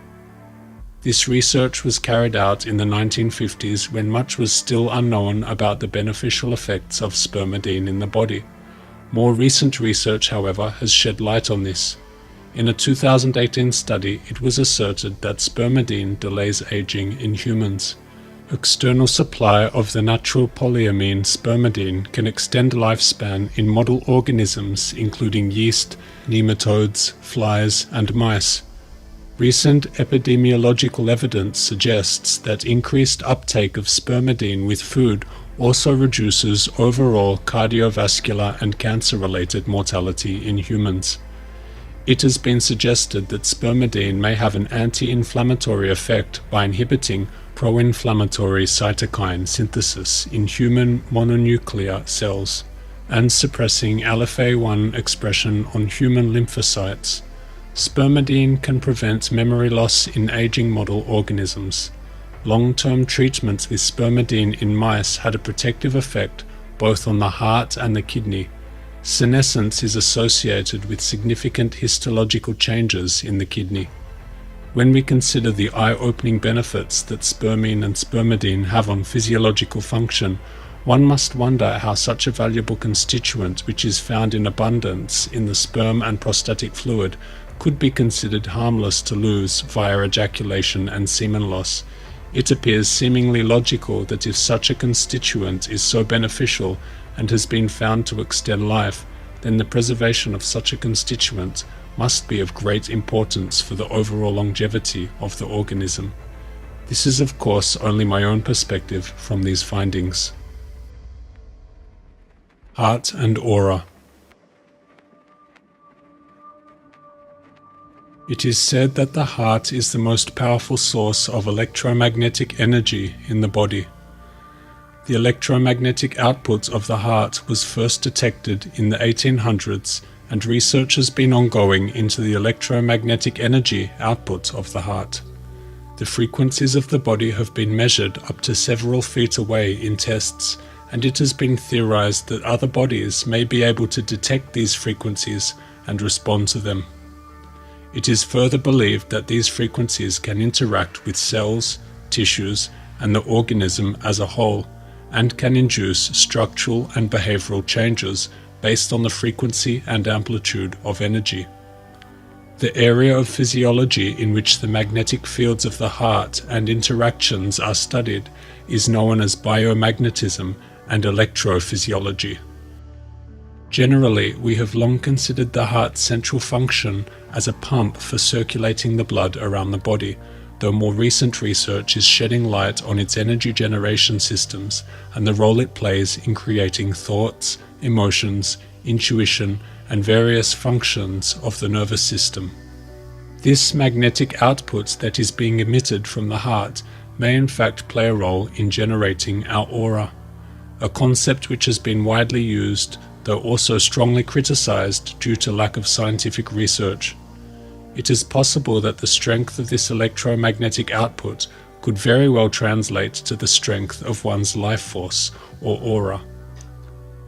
Often we sense people around us with a higher stock of vitality than usual. We can feel something that has not been conveyed by words, but by feeling and sensations when interacting with said individual. We may use words such as charming, intriguing, enigmatic, and so on to describe this person and the way they make us feel, though really what we are describing is an energy, an output charge of the individual. The human with a stronger energy output charge thus emits a stronger aura, and through human interactions leaves a stronger, longer lasting impression. The cause of this stronger aura is, of course, energy and more of it. A man with more life force is capable of wielding more energy and thus emitting a stronger aura. A man retaining his sexual energy is increasing their potential energy output, as none of their energy is being diverted to reproductive purposes. In line with this notion, we see that many retainers report feeling a stronger sense of energy or life force and having a strong impact on those around them.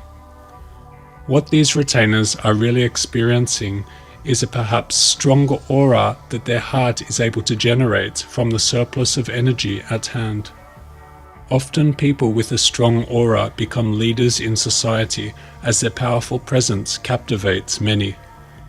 We also know that many of the leaders and geniuses of the past seemed quite cognizant of this phenomenon and thus openly promoted sexual energy conservation or chastity as a means of achieving success in life. Mitochondria and ATP. It is often said that abstaining from sexual activity gives one a stronger spark of energy. It makes one more alive. People report that once retaining for a long while, they feel more life force surging through their body. One must ask, where is this surge of energy coming from? ATP, or adenosine triphosphate, is known as the energy currency of the cell. It serves many purposes in the body, such as cell maintenance, DNA, RNA synthesis, ketosis, and so on. This ATP energy is generated by the body's mitochondria. The mitochondria are the generators of our energy and also carry out other important functions, such as melatonin production. Over time, oxidative stress occurs in the mitochondria, and this gradual deterioration is said to be the prime cause of aging in the organism.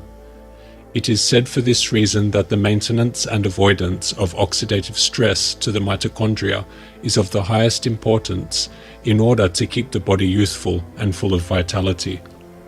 It is perhaps logical that when the body has adequate energetic resources to maintain mitochondrial functioning, then the process of oxidization or aging can be slowed, and thus the production of cellular energy, that is ATP, can be optimally produced within the body.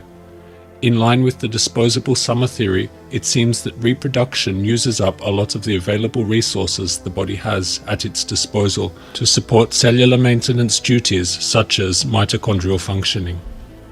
The surplus energy gained from conserving the reproductive energies can be allocated to the body's mitochondrial processes and thus enhancing ATP output to provide the body with more vitality for longer. If aging accelerates death and conservation of sexual function, as seen in eunuchs and spayed animals, extended life, then it becomes apparent that sexual conservation is beneficial to the mitochondria, as the body does not need to dedicate energetic resources constantly to reproductive processes. Although there is ample evidence, there is no direct published proof to prove this connection, so at this point it remains just a theory. Semen resorption. It has long been thought by various writers and religions that the unused semen is recycled back into the body and used to create the finest bloods, bone, lymph, nervous tissues, and so on. Many have written of this regenerative power that semen is said to contain, and thus warn against the frequent loss of this precious substance. The seed is kept in the seminal vessels till the man makes use of it, or that nocturnal pollutions deprive him of it.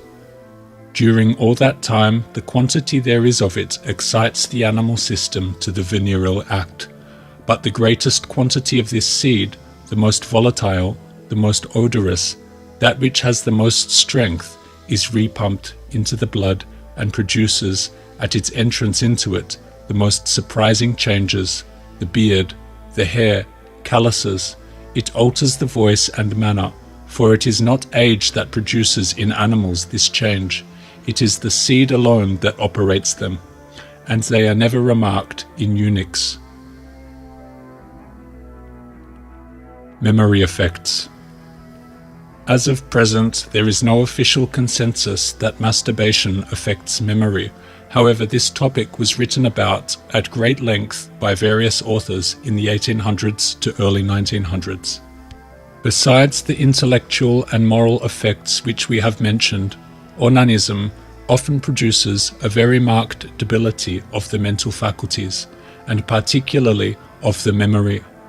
Young men who previously showed considerable vivacity of mind and aptitude for study become, after being addicted to this habit, stupid and incapable of applying themselves. It is evident that this transitory state, which immediately succeeds the act of venery, becomes continued when this act is frequently repeated, because time is not allowed for the effects of it to pass off. This debility of the intellectual faculties must not always be considered as irremediable. In fact, these individuals sometimes regain their original acuteness, when the habit which had enfeebled them is discontinued, before the deterioration is of long standing. Dementia. Going farther down the writings of debilitating mental effects written on the topic of masturbation, there were many writers of the 19th century that believed masturbation to be related to the development of dementia. This is perhaps not a view that is still held today. The esteemed British psychiatrist Charles Mercier wrote, "The function of reproduction has by its very nature a disintegrative, deteriorating influence upon the organism in which it occurs. The reproductive act has an effect on the highest regions of the nervous systems, which is of the nature of a stress, and tends to produce disorder.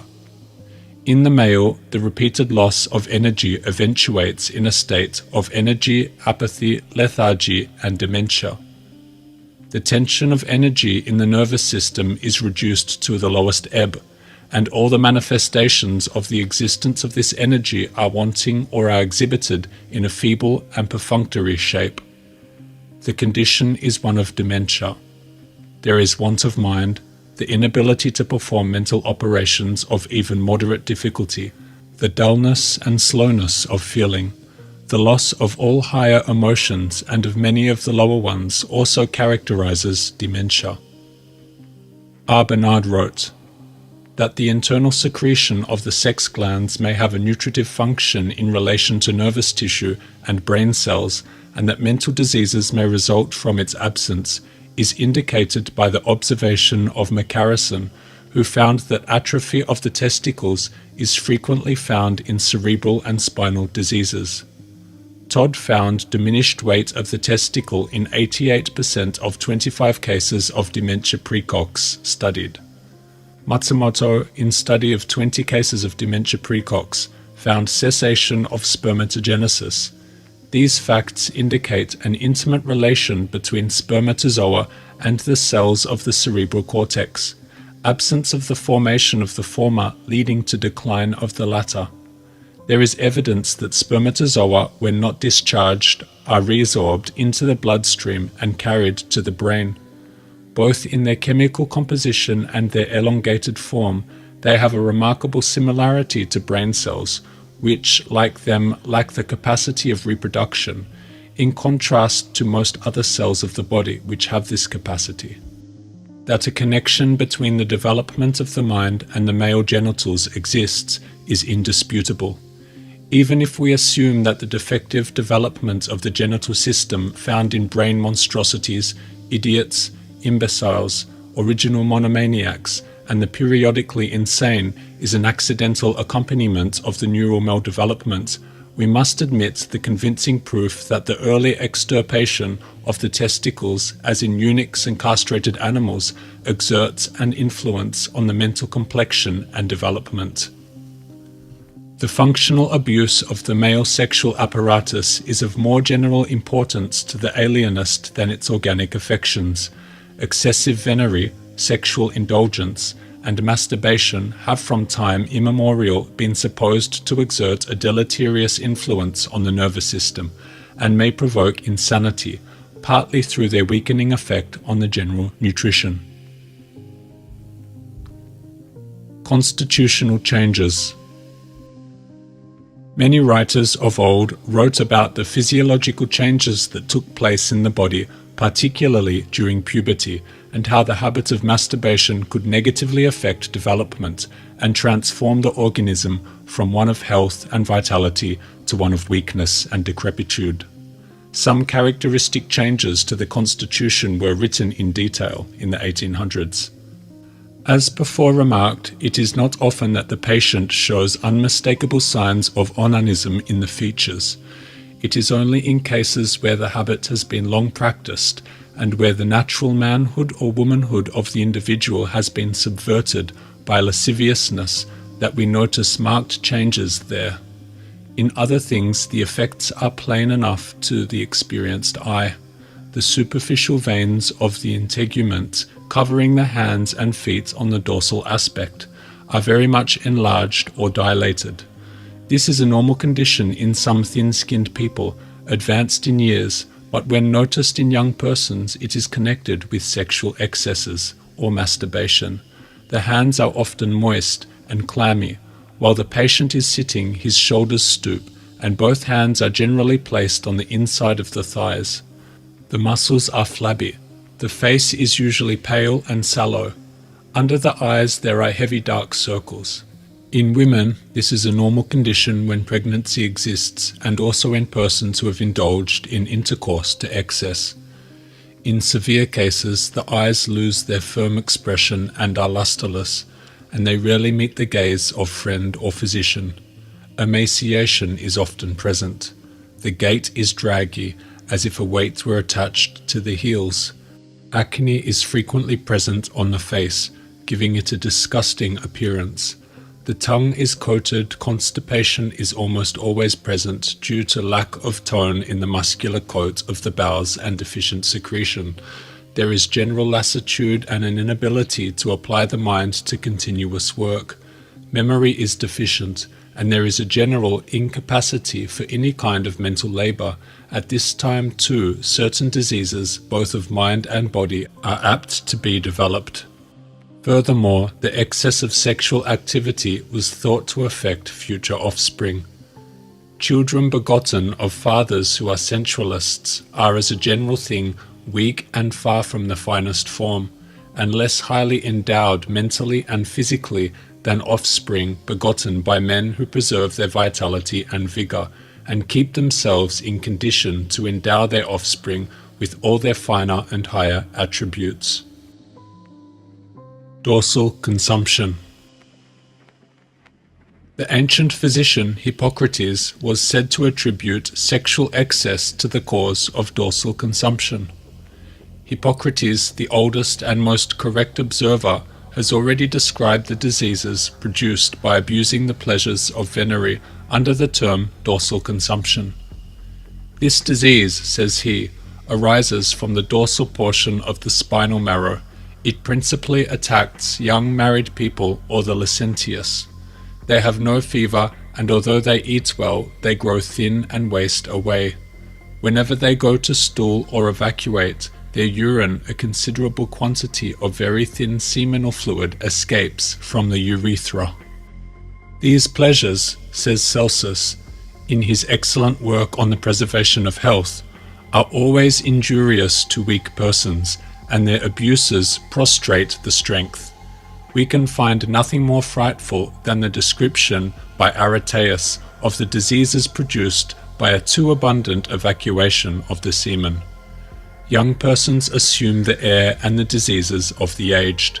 They become pale, stupid, effeminate, idle, weak, and even void of understanding. Their bodies bend forward, their legs are weak, they have a disgust for everything, become fit for nothing, and many are affected with paralysis. John Harvey Kellogg wrote, "A cause of consumption. This fatal disease finds a large share of its victims among those addicted to sexual excesses, either of an illicit nature or within the marriage pale, for the physical effects are essentially identical. This cause is especially active and fatal with sedentary persons, but is sufficiently powerful to undermine the constitution under the most favorable circumstances, as the following case illustrates. The patient was a young man of 22, large, muscular, and well-developed, having uncommonly broad shoulders and a full chest. His occupation had been healthful, that of a labourer, had had cough for several months, and was spitting blood. Examination of lungs showed that they were hopelessly diseased. There was no trace of consumption in the family, and the only cause to which the disease could be attributed was excessive sexual indulgence, which he confessed to have practiced for several years. Restoration of youth. It is said that many regain their youthful look after long periods of retention. It could be perhaps conceived that this usefulness is in relation to the flesh and subcutaneous fat pads. As we age, we tend to lose flesh in the face and areas of our body that display our youthfulness. When the body is under constant reproductive activity, it is said that flesh and fats are lost. In a study on white-tailed deer, it was found that during periods of pregnancy and lactation, the deer underwent significantly more fat loss than their non-reproducing, non-lactating counterparts. This finding has been concluded among other animals too. As mentioned in a previous tier, in a study on salmon during their reproductive period, muscle catabolism was said to generate support for gonadal activity and gamete sperm development. We can see here that the activity of the gonads requires some form of energy from the organism. Many of the old books on masturbation detailed the symptom of emaciation and loss of flesh to those excessively indulging in the act. The physician Tissot wrote, "One of the most constant effects of excessive masturbation is the loss of flesh. This symptom shows itself more or less rapidly and extends to a greater or less degree. The loss of flesh arising from onanism has not unfrequently been attributed to a too precocious growth and vice versa. This symptom is much more striking in some onanists, as it is attended with excessive appetite and a healthy state of the digestive organs. How great must be the influence of the genital organs when abused on the nutritive process to cause this loss of flesh, even under the conditions most favorable for its gain. It is not uncommon to see onanists affected with a complete state of marasmus. Their frame is reduced to a skeleton." Tier 5. Seeds of the Occult. Serpentine Fire and Kundalini. The great secret of all occult teachings is connected with a mysterious force at the base of the spine, and the methods of awakening it and causing it to ascend up the spinal canal to the brain, which it electrifies and vivifies, endowing this organ with superior powers and extended consciousness. This is a fount of energy present in all persons, but awakened and brought from a latent to a dynamic state only in those who applied the proper techniques that make this possible. The arousing of this secret power that regenerates and rejuvenates the body and revitalizes the brain is designated in the East as the awakening of Kundalini.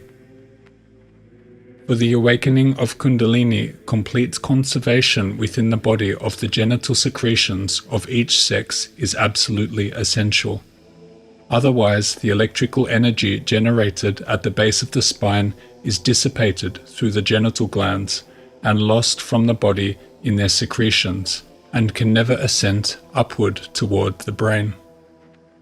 For so long as the gonads and associated genital glands are active and producing secretions, they drain the brain and nerves of lecithin, organic phosphorus of which nerve and brain cells are composed, which is a chief constituent of all genital secretions. It is for this reason that all sexual activity devitalize the brain and weaken the nerves, making one nervous and irritable. Kundalini cannot ascend under such conditions when its energy is sapped and lost by gonads, testes and ovaries and their associated glands. Kundalini is the source of cosmic energy that remains dormant in our bodies unless awakened. The sensory stimuli and desires of the flesh keep this energy asleep in the base of the spine, within the lowest chakra, known as the Muladhara chakra. It is said that in order to awaken it, one must practice sexual continence and practice specialized yogic and breathing techniques to elevate the energy up the spine. On its journey up the spine, the Kundalini energy stimulates the energetic nodes, or chakras, in the spine, sending electrical force through the nerve currents and to the glands of the body. This process charges the body and its organs and glands with the vital life force energy. The Kundalini energy rises up the spine and finally reaches the pineal gland in the brain, in which one is said to undergo a spiritual awakening. This process revitalizes the body, increases awareness, and creates within the individual a powerful transcendental force. This fire-like energy is often referred to as the serpent, as it coils its way up the spine, starting from the sacrum. Sivananda writes on the Kundalini, "When the Kundalini ascends one chakra or yogic center, the yogic also ascends one step or rung upward in the yogic ladder. One more page, the next page. He reads in the divine book. The more the Kundalini travels upwards, the yogi also advances towards the goal or spiritual perfection in relation to it. When the Kundalini reaches the sixth center, or the Ajna chakra, the yogi gets the vision of personal God, or Saguna Brahman. And when the serpent power reaches the last, the top center, or Sahasrara chakra, or the thousand-petaled lotus, the yogi loses his individuality in the ocean of Satchidananda, or the existence, knowledge, bliss, absolute, and becomes one with the Lord or Supreme Soul. He is no longer an ordinary man, not even a simple yogi, but a fully illumined sage, having conquered the eternal and unlimited divine kingdom, a hero having won the battle against illusion, a mukta or liberated one having crossed the ocean of ignorance or the transmigratory existence, and a superman having the authority and capacity to save the other struggling souls of the relative world. Scriptures hail him most in the maximum possible glorifying way, and his achievement. Celestial beings envy him, not excluding the Trinity even, via Brahma, Vishnu, and Shiva. First and foremost, there is the danger of sexual stimulation, so that the individual becomes drained of his vitality through sex obsession. Mental unhingement lies along this line. Sexual vitality and activity are very closely allied to Kundalini, for both are supremely creative in their nature, and the development of the one is bound to stir the development of the other. All sexual urge must be under complete control, at the will of the individual, and must be in a condition of what may be called sublimation. That is to say, it must be recognized as a sacrament and therefore to be used in reverence and in a spirit of dedication. The caduceus. The caduceus has become the modern symbol of the medical world. The word caduceus comes from Latin word carix, codified to carcioing, meaning herald. Traditionally, the caduceus is known as the staff held by Hermes in ancient Greek mythology.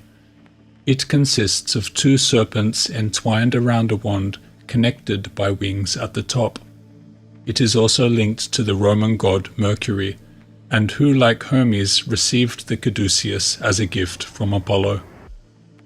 In Hinduism, it is associated with the serpentine fire, that is, the Kundalini energy, rising up the spine through the three channels, the staff representing the core channel, known as the Sushumna, and the two serpents representing the intertwining polarities of masculine and feminine energy, the Ida and Pingala. These energies uniting at the crown chakra seen by the ball on the end of the staff, with each wing representing the left and right side of the brain. As explained in the Kundalini section, this energy is awakened through the retainment of the semen, along with yogic and breathing exercises.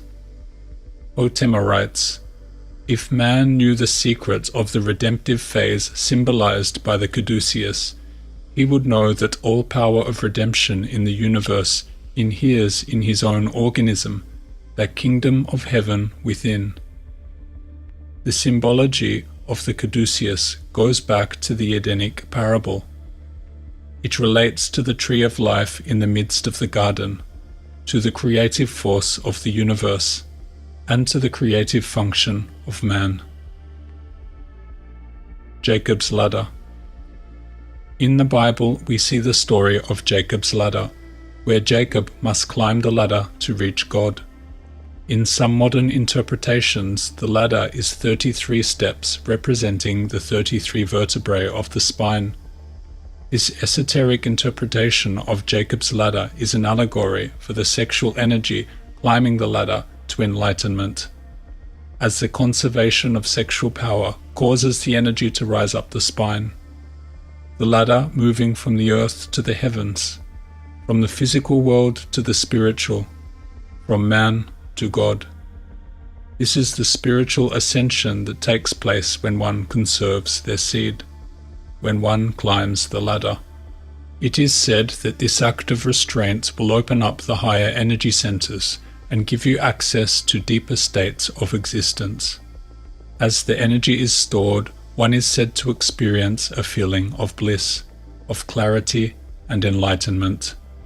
As this energy continues to overflow, it eventually reaches the highest center, which is known as the third eye, the seat of the soul, the pineal gland. This is the connection to the divine and is said to transform you into a godlike state. When the spiritual centers are charged and the energy remains in a surplus, your overall energy field, your aura, is amplified. Remember, physical reality is but merely one layer of this overall existence we are experiencing. There exists mental realms, spiritual realms, and other energetic realms beyond our human perception, all expressing the same source of this reality in its own format. The succubus. A succubus or incubus are demonic entities that visit people in their dreams and attempt to seduce them for their energy and sperm.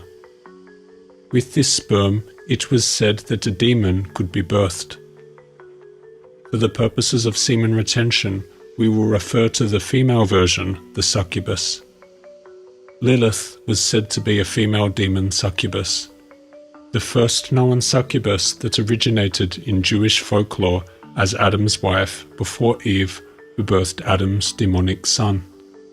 Another figure closely associated with the succubus is Lamia. She originated from Greek mythology. It is said that parents used to tell their children that if they didn't behave, they'd be gobbled up by Lamia. Later depictions painted her as a demonic succubus that fed on the blood of young men. This concept of life energy loss via fornication is a concept as old as time. We can see through these historical depictions that various entities have existed that represented the stealing of one's life force through sex and lustful temptation. This hasn't changed in modern times. Such entities still exist in the world we live in today. In the modern world, there is a constant presence of entities that seek to extract the very semen from your body. Your semen is the essence of your life principle. Lose it and you lose life. It is a valuable substance, and negative entities exist that wish to steal this energy for their own use. Your smartphone, with its instant access to pornography, being the prime culprit of losing your seed. Prostitution is rampant.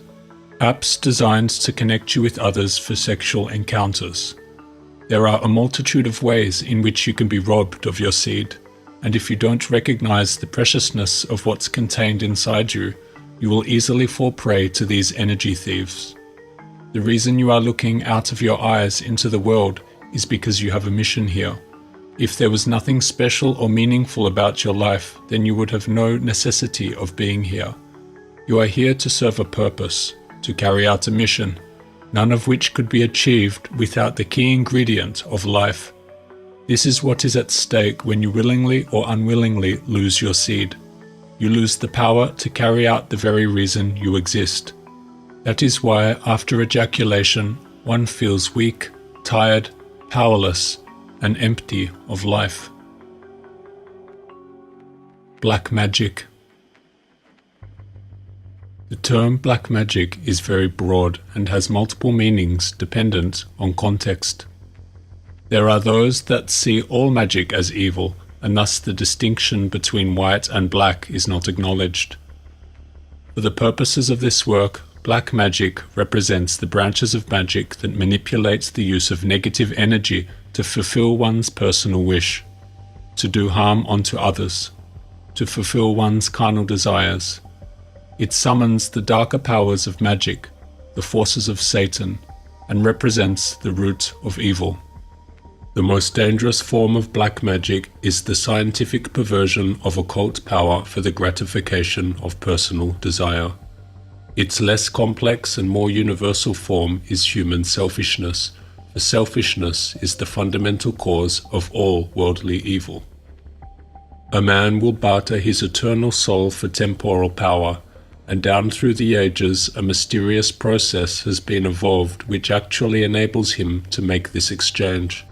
In its various branches, the black art includes nearly all forms of ceremonial magic, necromancy, witchcraft, sorcery, and vampirism.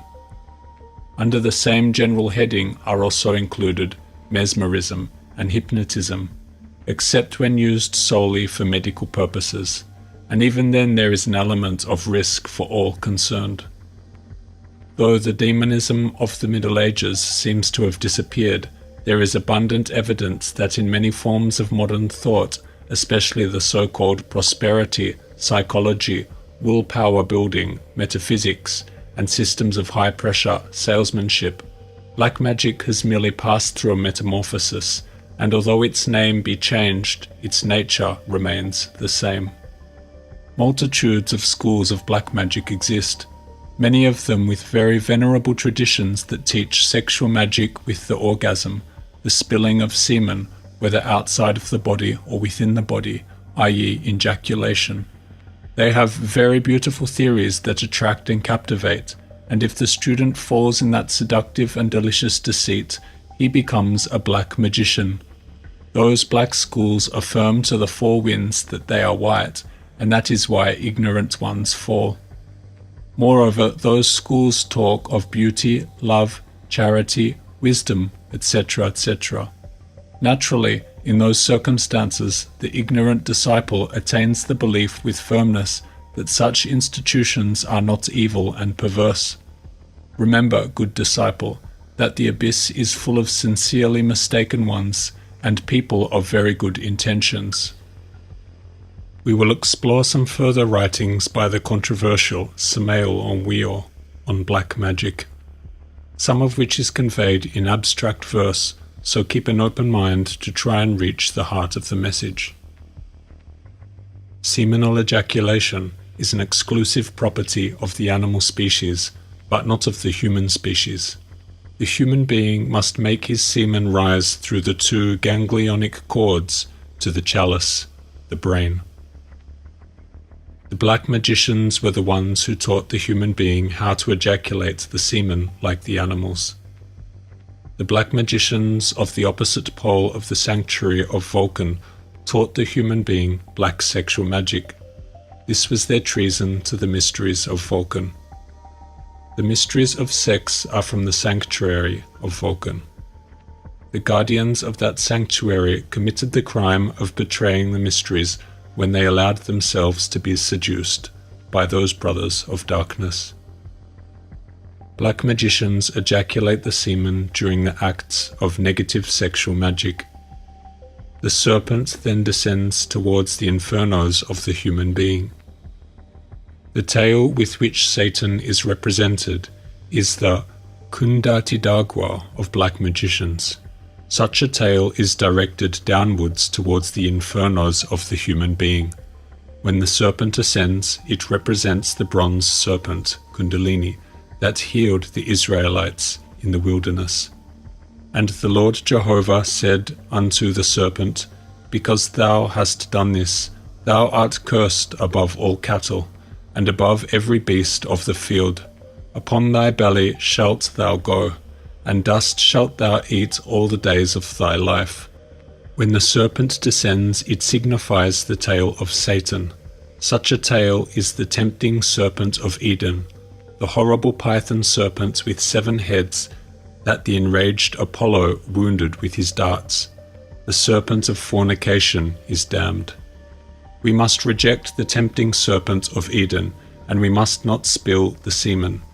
It is necessary to make our seminal energy rise to our brain through the 2 ganglionic cords in order to make the sacred serpent Kundalini rise up the spinal medulla through the 33 medulla vertebrae.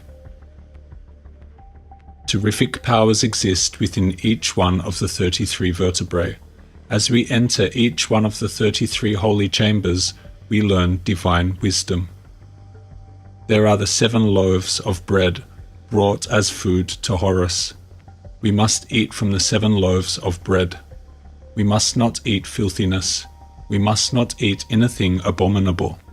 Anything filthy or abominable is known as fornication, adultery, hatred, selfishness, desire, envy, pseudo-spiritualist doctrines, etc. All of this is abominable food. All of this is filthiness. Let us eat from the 7 loaves of bread. Let us be nourished with divine wisdom. We must make our seminal energy rise through the 2 witnesses. Huangjing Bunao. Huangjing Bunao is the ancient Chinese Taoist practice of returning the semen to the brain. It is where one engages in arousal for a period of time but does not ejaculate. It is said that this unused semen, known as jing, is circulated through the body, travels up the spine, and nourishes the brain, replenishing systems and enhancing one's vigor. The preservation of jing, or seminal essence, is a central concept in Taoist teachings. Many of the ancient Chinese texts allude to this practice of seminal preservation for the purposes of longevity. Sun Simo in the 6th century wrote in his renowned medical text, "Essential prescriptions worth 1,000. When one feels the impulse to ejaculate, close the mouth and open the eyes wide. Hold the breath and clench the fists. Move the hands to the left and right, up and down. Contract the nose and take in qi. Also constrict the anus, suck in the abdomen, and lie on the back. Now quickly press the pinyi point with the 2 middle fingers of the left hand. Exhale a long breath and at the same time gnash the teeth 1,000 times.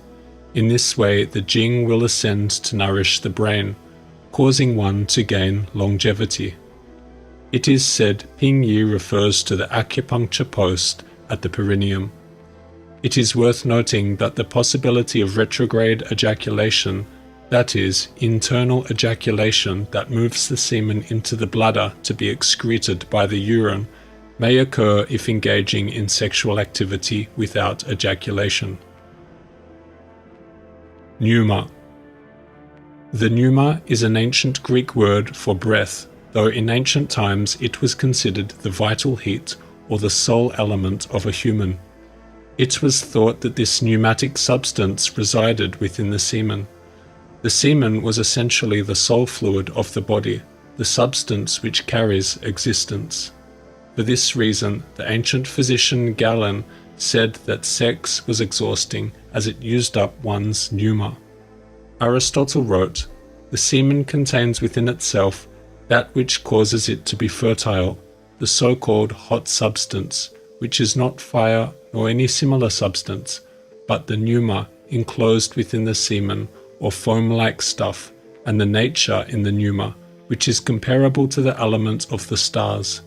As to the principle of psyche, one portion is separable from body, and belongs to those creatures that include something divine, that sort of thing called intellect. The other portion is inseparable, fluid and watery, dissolves and evaporates.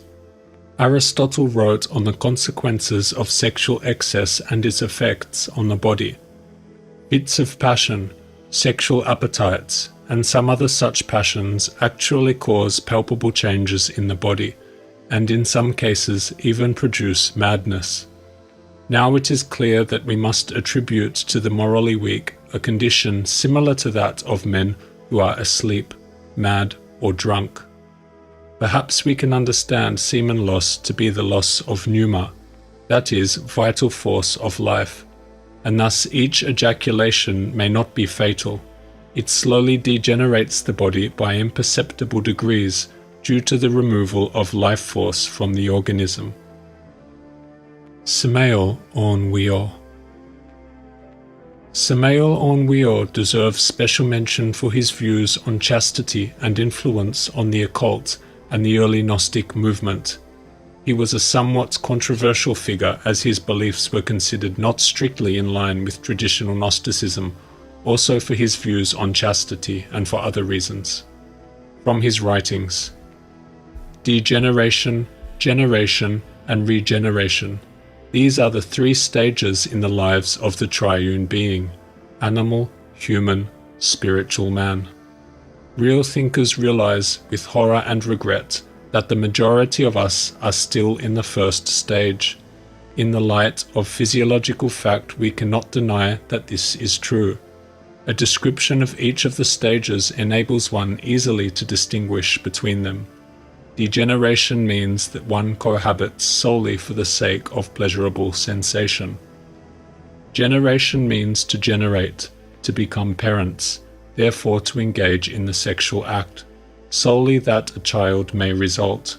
Regeneration means that there is no longer any thought of sex, therefore the act is not indulged in.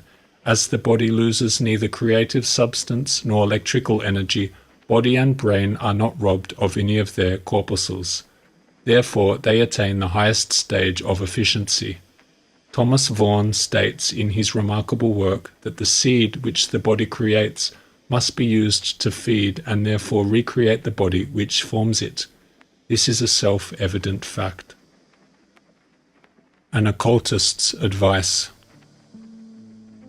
This powerful passage on semen retention was written over 100 years ago by the American author and occultist Hiram Butler. It will be observed that those persons who, when young, were required by their parents to rise early and attend to some physical labor are the ones who make the highest attainments in life. We also find that men whose brains are kept so active as to suppress all sexual inclinations have abundance of life force in brain and body, thus becoming physically and mentally strong.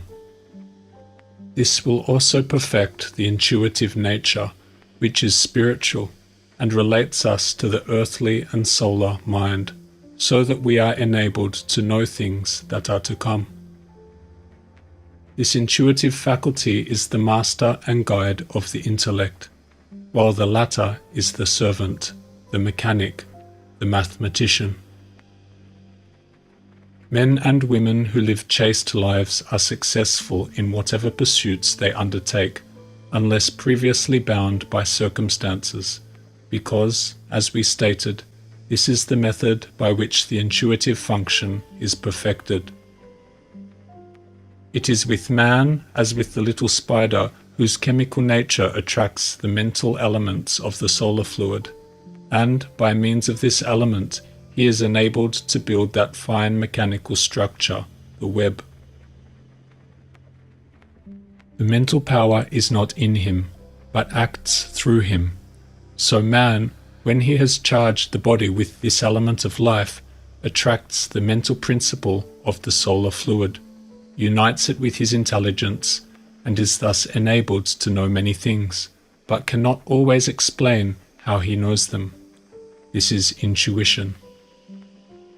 It is the same wonderful principle which informs the birds when the cold storms of winter are approaching, and instructs them to go south for self-preservation. Birds and beasts live in complete harmony with nature.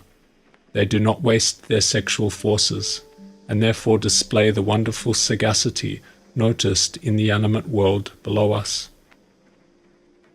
Man alone abuses this function, and to the extent that he does so is he deprived of that divine guidance possessed by the whole animal world.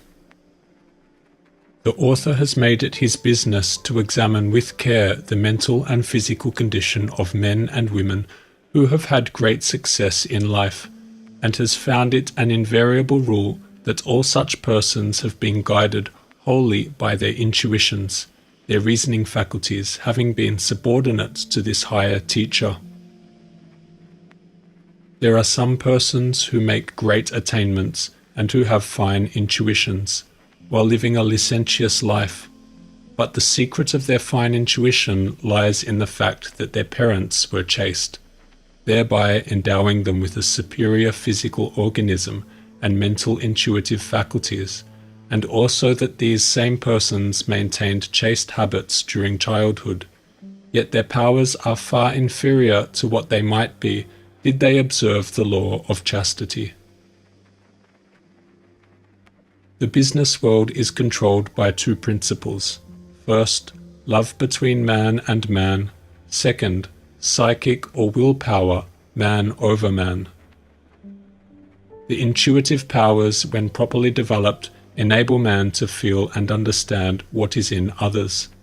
Thus, when two men meet on a business plane, they are apt to feel each other's conditions, and are thereby either attracted or repelled, or even moved to love or hate.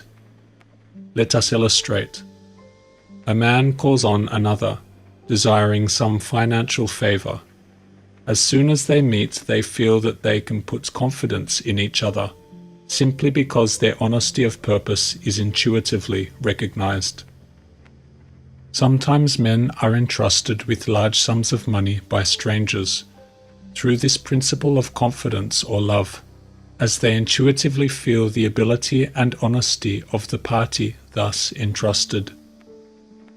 Young men just starting in life who make the principles of industry, honesty, and equity their guide, though they may have no capital whatever, will find little difficulty in obtaining credit and help in any business direction, for capitalists, being intuitive, readily discover in a young man the dispositions to do justly by others, and to be honest and upright under all circumstances, and willingly trust them to any desired extent.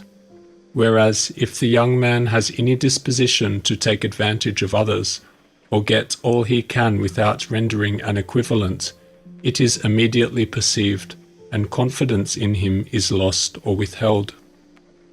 The real motives and feelings of a person's heart are perceived by those who have developed the intuitive faculties through a chaste life, and they always love those of like morality and chastity, and as far as these conditions exist among businessmen, love is the controlling principle. The second ruling principle in business, the psychic power, is the force that has been conserved to the use of the brain, and concentrated, and sent out by the will with a combative, subduing, or controlling intent. A man with a strong mind, having this psychological power well developed, is enabled to control those having less mental power, so that he actually projects into the other's mind his own feelings, thoughts, and desires, to the suspension of the other person's power to control themselves by their own will. This second stage of business life is one of combat, man against man, and the weapons used are the psychic or will powers. The one who has the most of this power will conquer and cause his fellow man to do that which he wills him to do. Thus men are often caused to do things in business and even in social and domestic life that their most ordinary reason would tell them was erroneous or injurious, yet under the powerful will of others they do it without thought. Thus the world is ruled by these two principles, love and psychic force, and those persons who have this sublimated life essence are enabled to rule their fellows by the solar inspirations, or drawing in of the solar mind force, and sending it out, clothed with their own conserved life and controlling mental energy.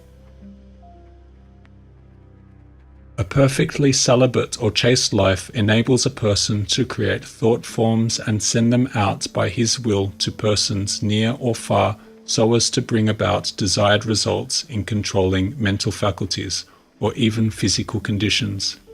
Thus, a person conserving all the energies generated by the sexual function in his own body will soon be able to know from his intuitions how to heal diseased conditions in his fellows by projecting his own life or soul essence into the part affected to remove the difficulty or to set in order the derangement. To accomplish this, one must subject the appetites, feelings, and emotions entirely to the reason and the intuitions.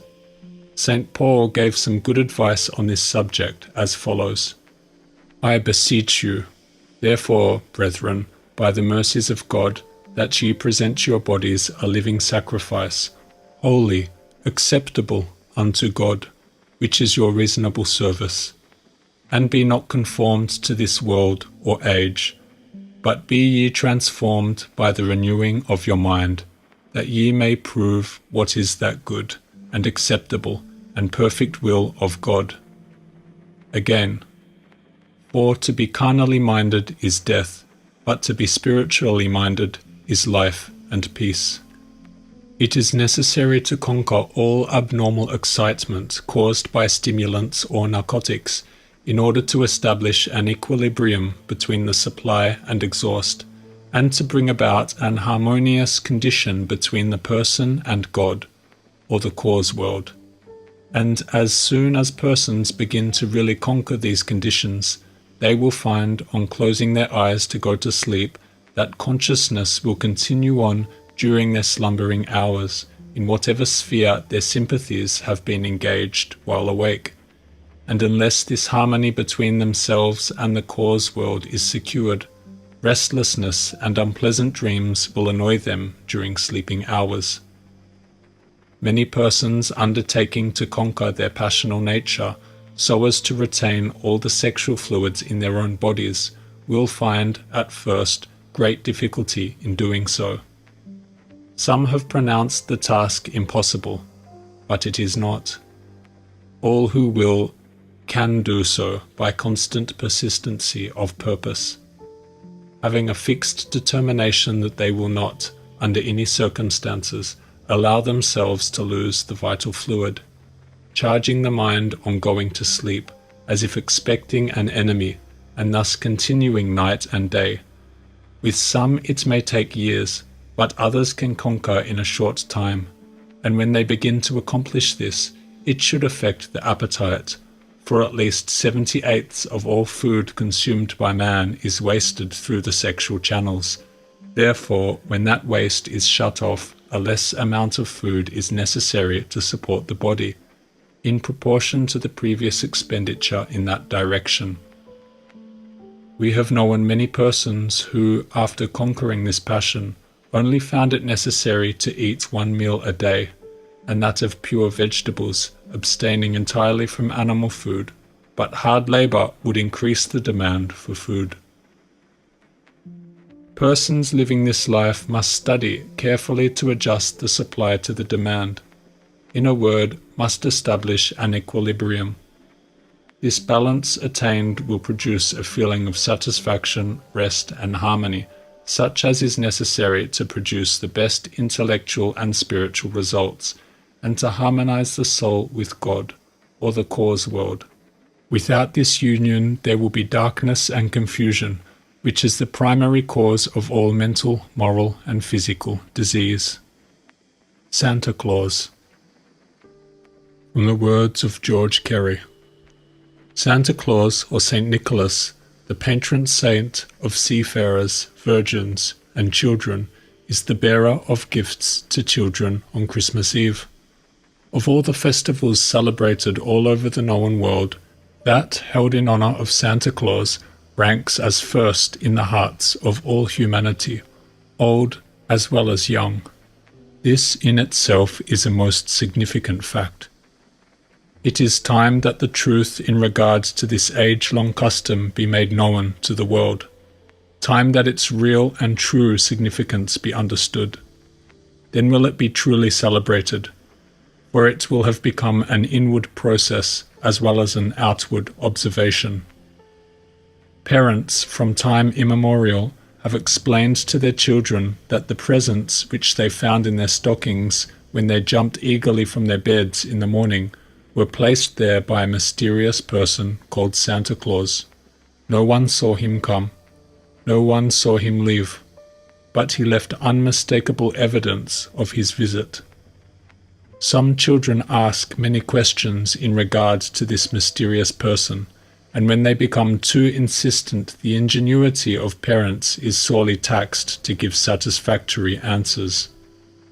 There comes a time, however, when they must have the Santa Claus myth explained to them, and it is then that their deep childlike trust and confidence in their parents receives its first shock.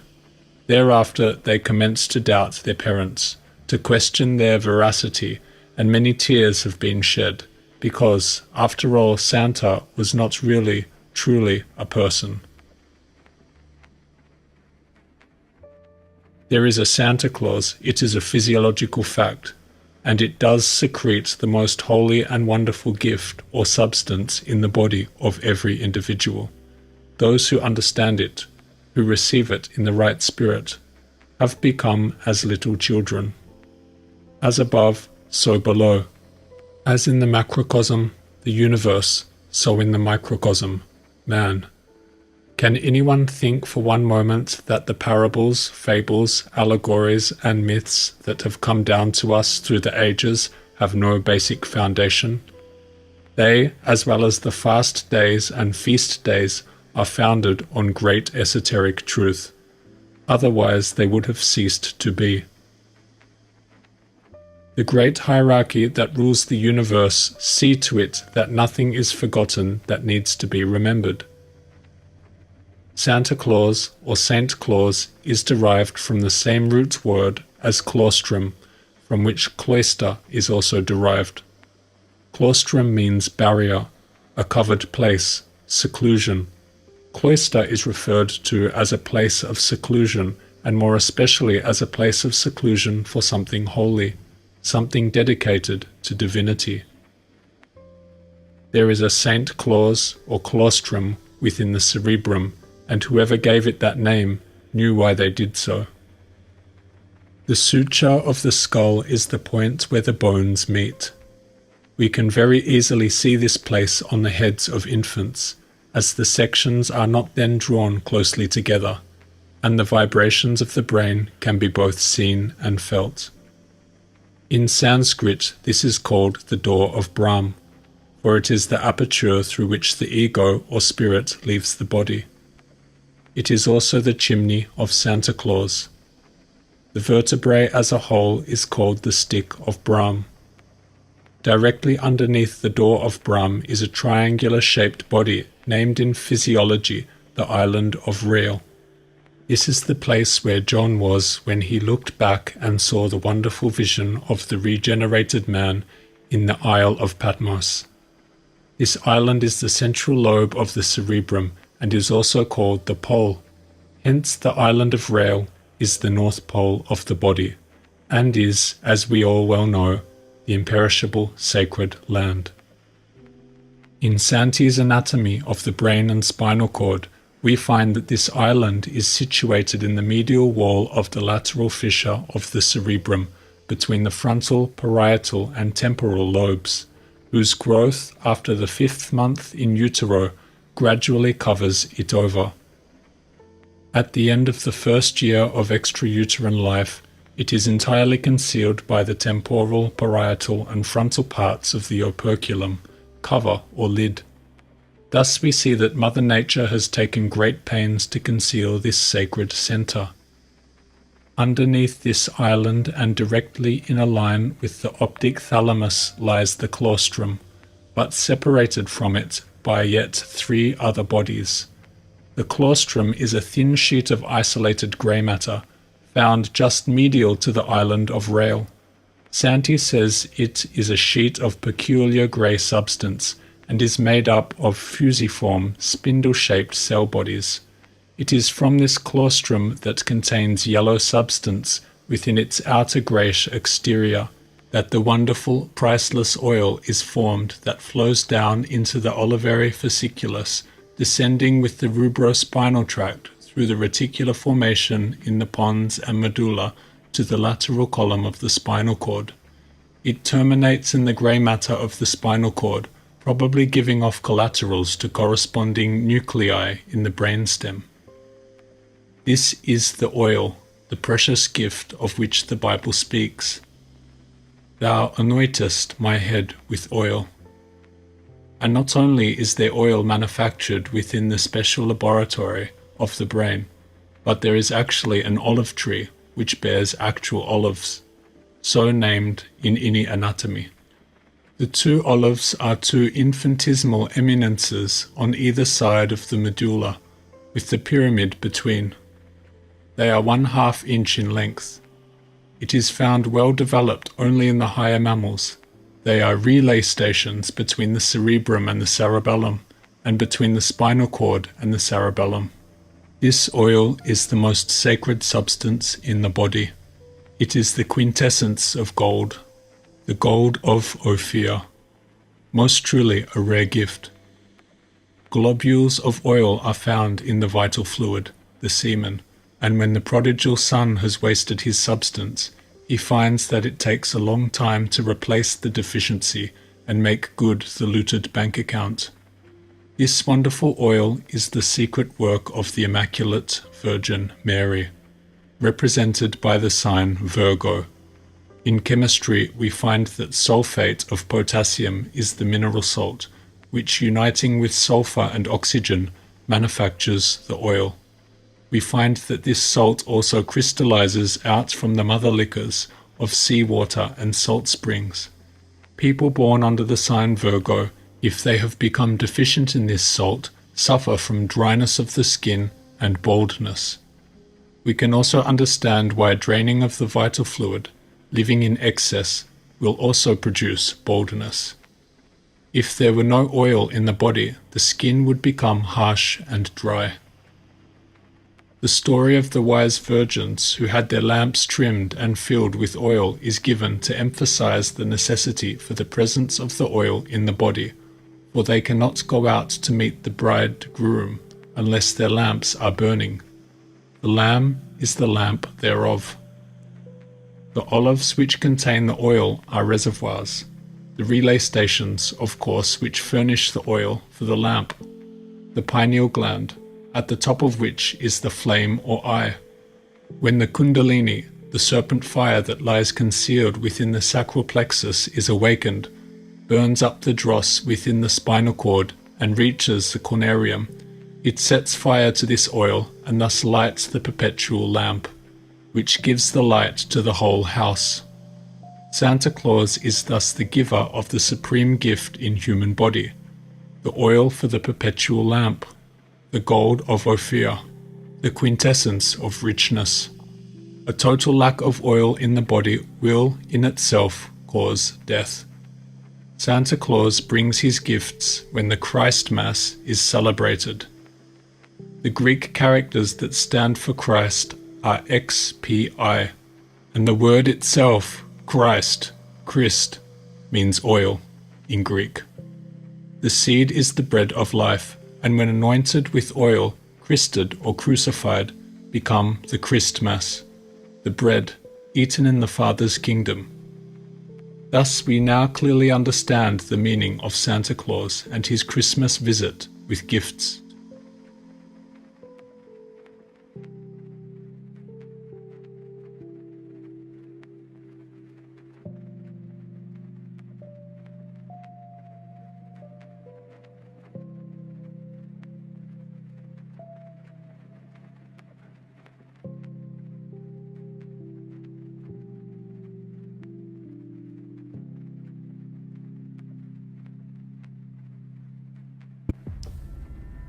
Every human was born from a seed. The seed that man is born from is also contained within the man. Within the seed is the life element, the soul element, that brings life to the physical plane. The mysteries and powers contained within man's seed have been long known, and knowledge of it passed down throughout the ages. Many of the oldest surviving sacred texts detail much about the value of semen, the dangers of lust, and teach people the proper conduct of the procreative function. The SR manuscript, 54 chapters on the practice of semen retention, 2 years of work and research condensed into one book. If you wish to physically own the works of the ancient archives, then this book is for you. Welcome. We now move on to the 6th tier of the semen retention iceberg, and the namesake of this channel, the ancient archives. The oldest writings of our world, knowledge sourced deep from the archives of history on the topic of semen retention and sexual restraint. This video is for entertainment purposes only.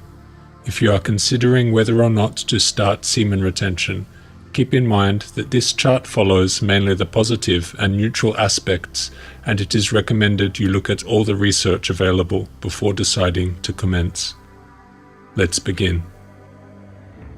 The Bible. Widely known as the most famous book in human history, the sacred text of Christianity and Judaism, consisting of the Old and New Testament. Although we refer to the Bible as one book, it is actually a compilation of texts originally written in Hebrew, Greek, and Aramaic, and later translated into other languages such as English. Among many other teachings, the Bible taught its followers to lead a life free from lust and immortality, a life of chastity, a life of mental and physical purity. Such values and concepts of living are often shared by those practicing semen retention.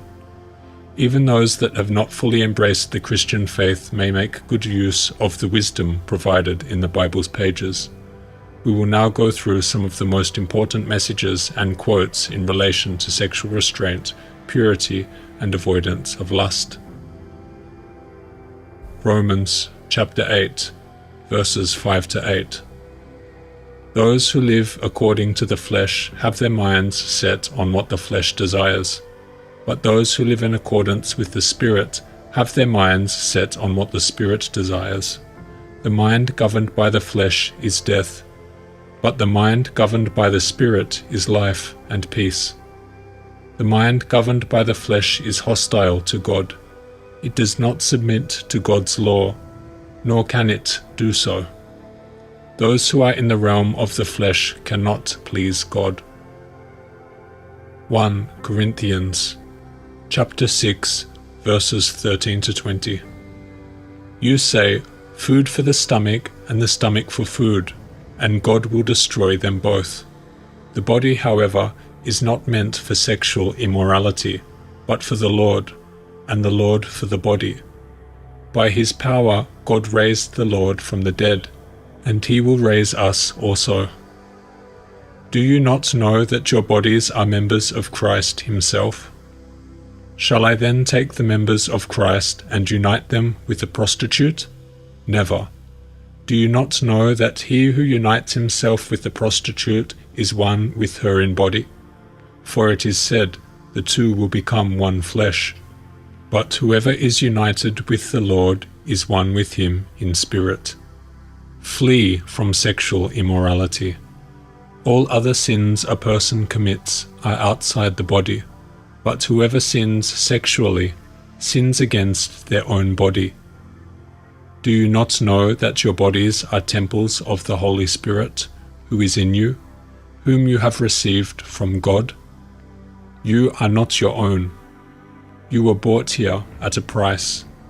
Therefore, honor God with your bodies. We can understand from this passage that the God that created us resides within us. Our body is a temple of God. God has gifted you this temple that is your human body, and it is up to you to take care of it, to maintain its health and purity. to keep it clean and free of bad influence. There are a multitude of ways in which you can corrupt and ultimately destroy this temple. It is up to the individual to protect their temple from all these evils. Lust and sexual indulgence is one such evil that can destroy your body and your connection to God. God gives strong warning. 1 Corinthians chapter 3, verse 16 to 17. Do you not know that you are the temple of God, and that the Spirit of God dwells in you? If anyone destroys God's temple, God will destroy that person. For the temple of God, which you are, is holy. The indulgence of sin leads to the defilement of the body. The indulgence of lust has long been said to slowly eat away at the body, and we see such manifestations occur often in the licentious being. Loss of flesh, loss of hair, loss of energy, and ultimately, loss of life. Galatians chapter 5, verses 16 to 17. So I say, walk by the Spirit, and you will not gratify the desires of the flesh. For the flesh desires what is contrary to the Spirit, and the Spirit what is contrary to the flesh. They are in conflict with each other. Most religions and sages have encouraged renunciation of sex for this very reason.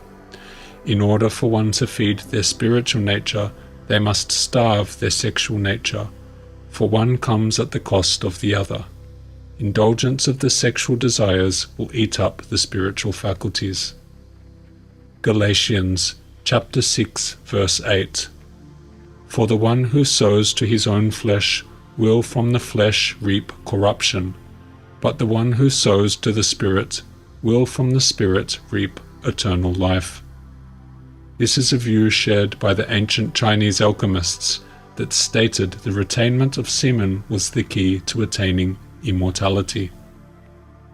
1 Peter chapter 2, verse 11. Beloved, I urge you as sojourners and exiles to abstain from the passions of the flesh, which wage war against your soul. The Torah. The Torah, also known as the 5 books of Moses, is the primary scripture of Judaism and consists of the books of Genesis, Exodus, Leviticus, Numbers, and Deuteronomy. It is thought to have been given to Moses by God and is the primary source of guidance for Jewish law, ethics, religion, and history. In Judaism, masturbation is generally said to be forbidden. This view is particularly strong among the more orthodox branches of the Jewish faith. The Torah makes some reference to the wastage of semen. According to the Torah, emission of semen will make one impure for a time. This impurity must be washed off by bathing the body and organ. Leviticus chapter 15, verses 16 to 18 states that any man who emits semen is considered ritually impure. Whether the emission came through masturbation, nocturnal emission, or sex between married heterosexual partners. Often the biblical story of Onan in Genesis is seen as a warning for spilling the seed in vain. In the story, Onan willfully spills his seed during sex as to not impregnate his wife, who is widow to his deceased brother, and as consequence of this, he is put to death by God. In the Kitzur Shulchan it was written, Semen is the strength of the body and the light of the eyes, and when it effuses in abundance, the body weakens and life is shortened. He who indulges in having intercourse ages quickly, his strength weakens, his eyes grow dim, a bad odor proceeds out of his mouth, the hair of his head, eyelashes and brows fall out, the hair of his beard, armpits and feet increase, his teeth fall out, and many other pains besides these befall him. The learned physicians said that 1 out of 1,000 die from other diseases, while 1,000 die from excessive cohabitation. Therefore, a man should be very careful about it. Chapter 151. It is forbidden to discharge semen in vain. This is a graver sin than any other in the Torah. Those who masturbate and thus discharge semen in vain, not only do they commit a grave sin, but also one who does this is placed under a ban. Concerning such people it is said, "Your hands are full of blood," and it is likened to killing a person. See what Rashi wrote in the Sidra of Vayeshev concerning and Onan, who died because of committing this sin. It is forbidden to bring on an erection in vain, or to cause yourself to think about women. If a lewd thought comes spontaneously, you should divert your attention from nonsense to words of Torah, which is likened to a lovely hind and a graceful doe. Lewd thoughts prevail only in a heart devoid of Torah wisdom. You should be extremely careful to avoid an erection. Therefore, it is forbidden to sleep on your back facing upward, or to sleep on your stomach facing downward, but you should sleep on your side to avoid an erection. 2 bachelors should not sleep in one bed. You should not watch animals, beasts, or fowl when the male and female copulate. It is forbidden to ride on an animal without a saddle. The Zohar. According to the Kabbalah, the spilling of semen is one of the gravest sins of all. It cuts one off from receiving spiritual light. Kabbalah is a part of Jewish tradition, often referred to as Jewish mysticism, which originated from medieval Judaism. The Kabbalah is a Jewish school of thought that follows the esoteric teachings on the essence of God and the creation of the universe. One of the foundational works of the Kabbalah is the Zohar. This work is said to explain the secrets of the Bible, the universe, and the nature of souls. It helps form the basis of the Kabbalistic faith. The pages of the Zohar contain deep wisdom and insights pertaining to the value of man's seed and the importance of retaining it in the body. In essence, the writings are firmly against what is often referred to as spilling of the seed. From the Zohar, Vayeshev, verse 182. Come and behold, of all the sins that defile a man in this world, that which defiles him the most in this world and in the world to come is spilling his semen in vain.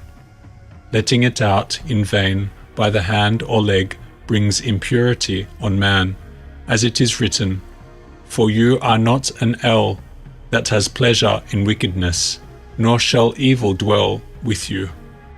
Come and behold, all of man's sins and corruption can be atoned for by repentance. But by the sin of spilling his seed on the earth, man corrupts himself and the earth as well. And of such a person it is written, The stain on your iniquity is before me. And for you are not an El that has pleasure in wickedness, nor shall evil sojourn with you. This means that a person who wastes his semen on the earth is called evil, and he shall not sojourn any more with the Holy One, blessed be he. In other words, he shall not accept his repentance, except after great penitence. It is also written that Judah's firstborn was wicked in the sight of Hashem, and Hashem slew him, as was explained earlier. Woe to the wicked, it shall be ill. This section opens by stating that all wicked men are sad, and that they say, Woe. The wicked, as Rabbi Yitzhak points out, are those who spill their semen in vain. Those who do this are called Ra, evil, and it is the worst transgression. The entire physical world is a shadow, a reflection of the upper world. Everything on this physical plane has a corresponding counterpart in the supernal realm.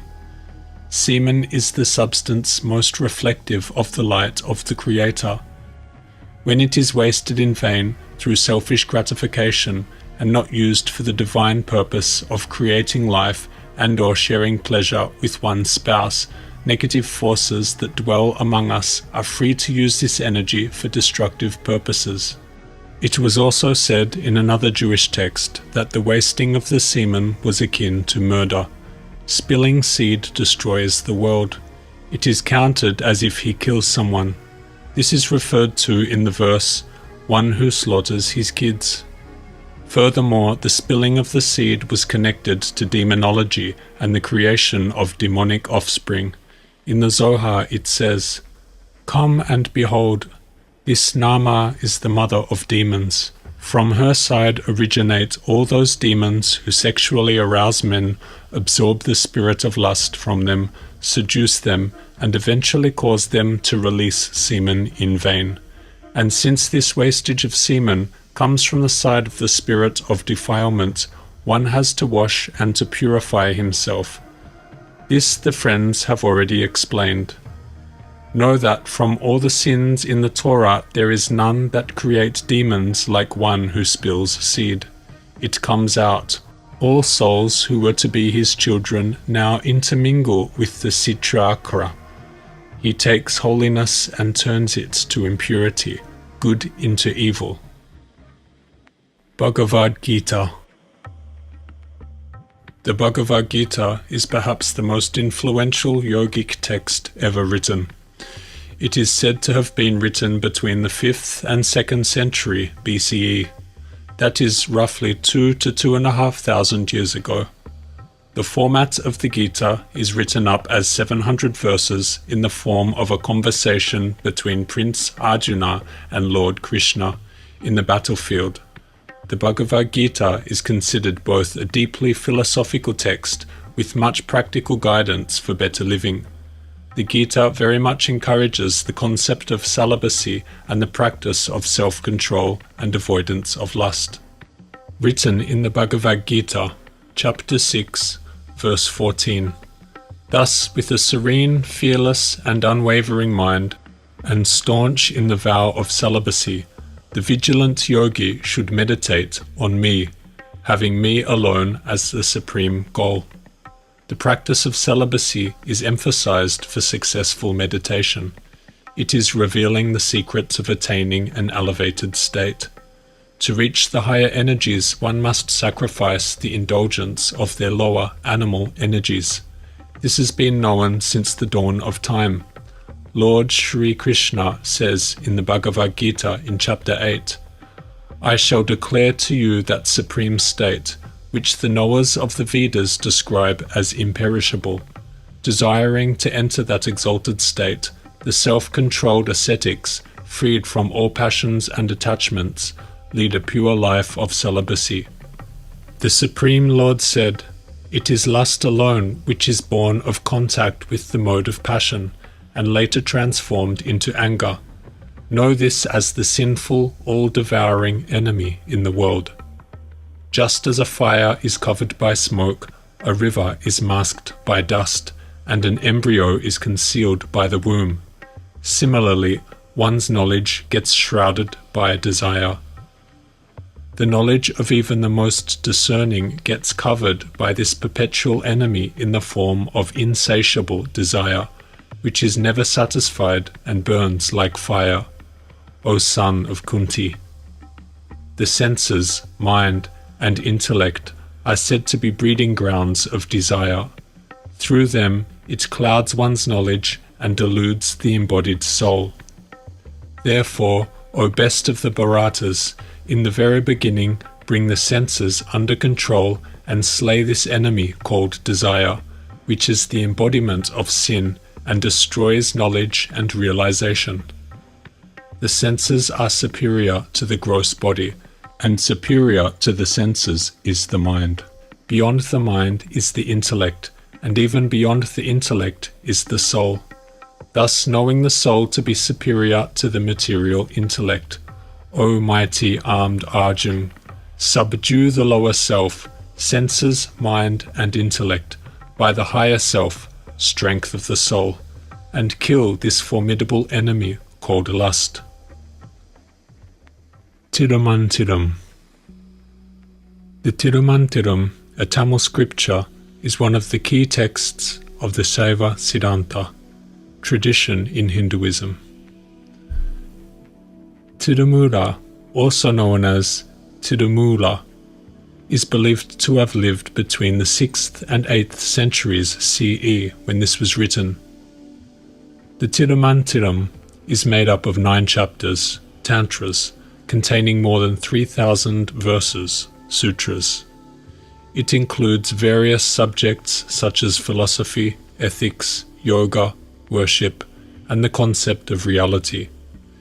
It is highly respected for both its spiritual guidance and its rich poetic and philosophical content, establishing itself as a key text in Tamil literature and Shaiva Siddhanta philosophy.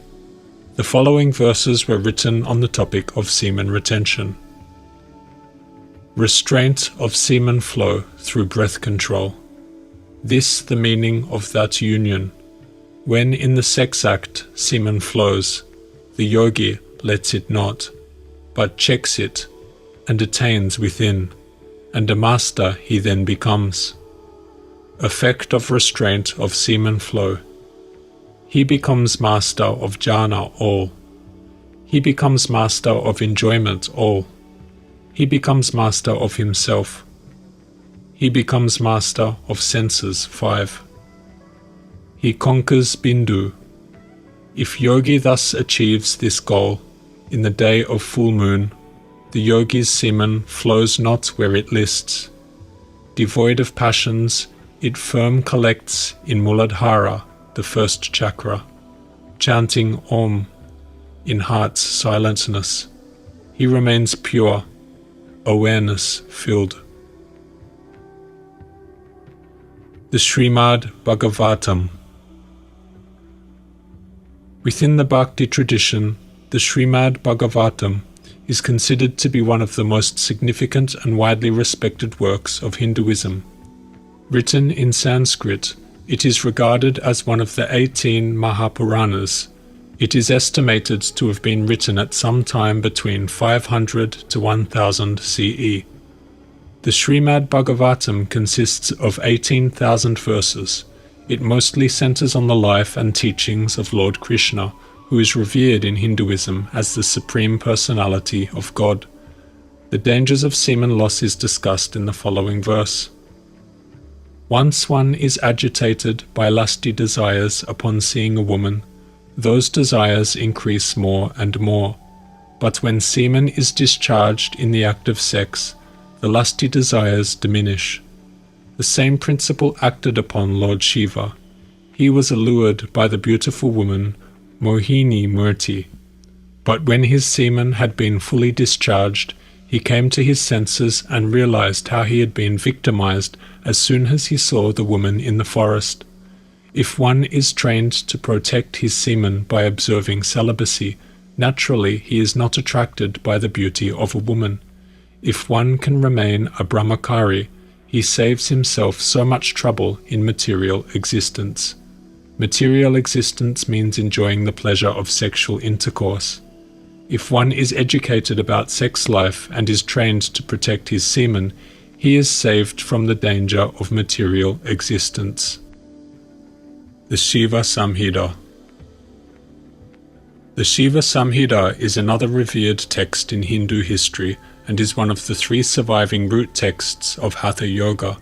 The text is centered around yoga and goes into the topics of Tantra and Moksha, or self-liberation.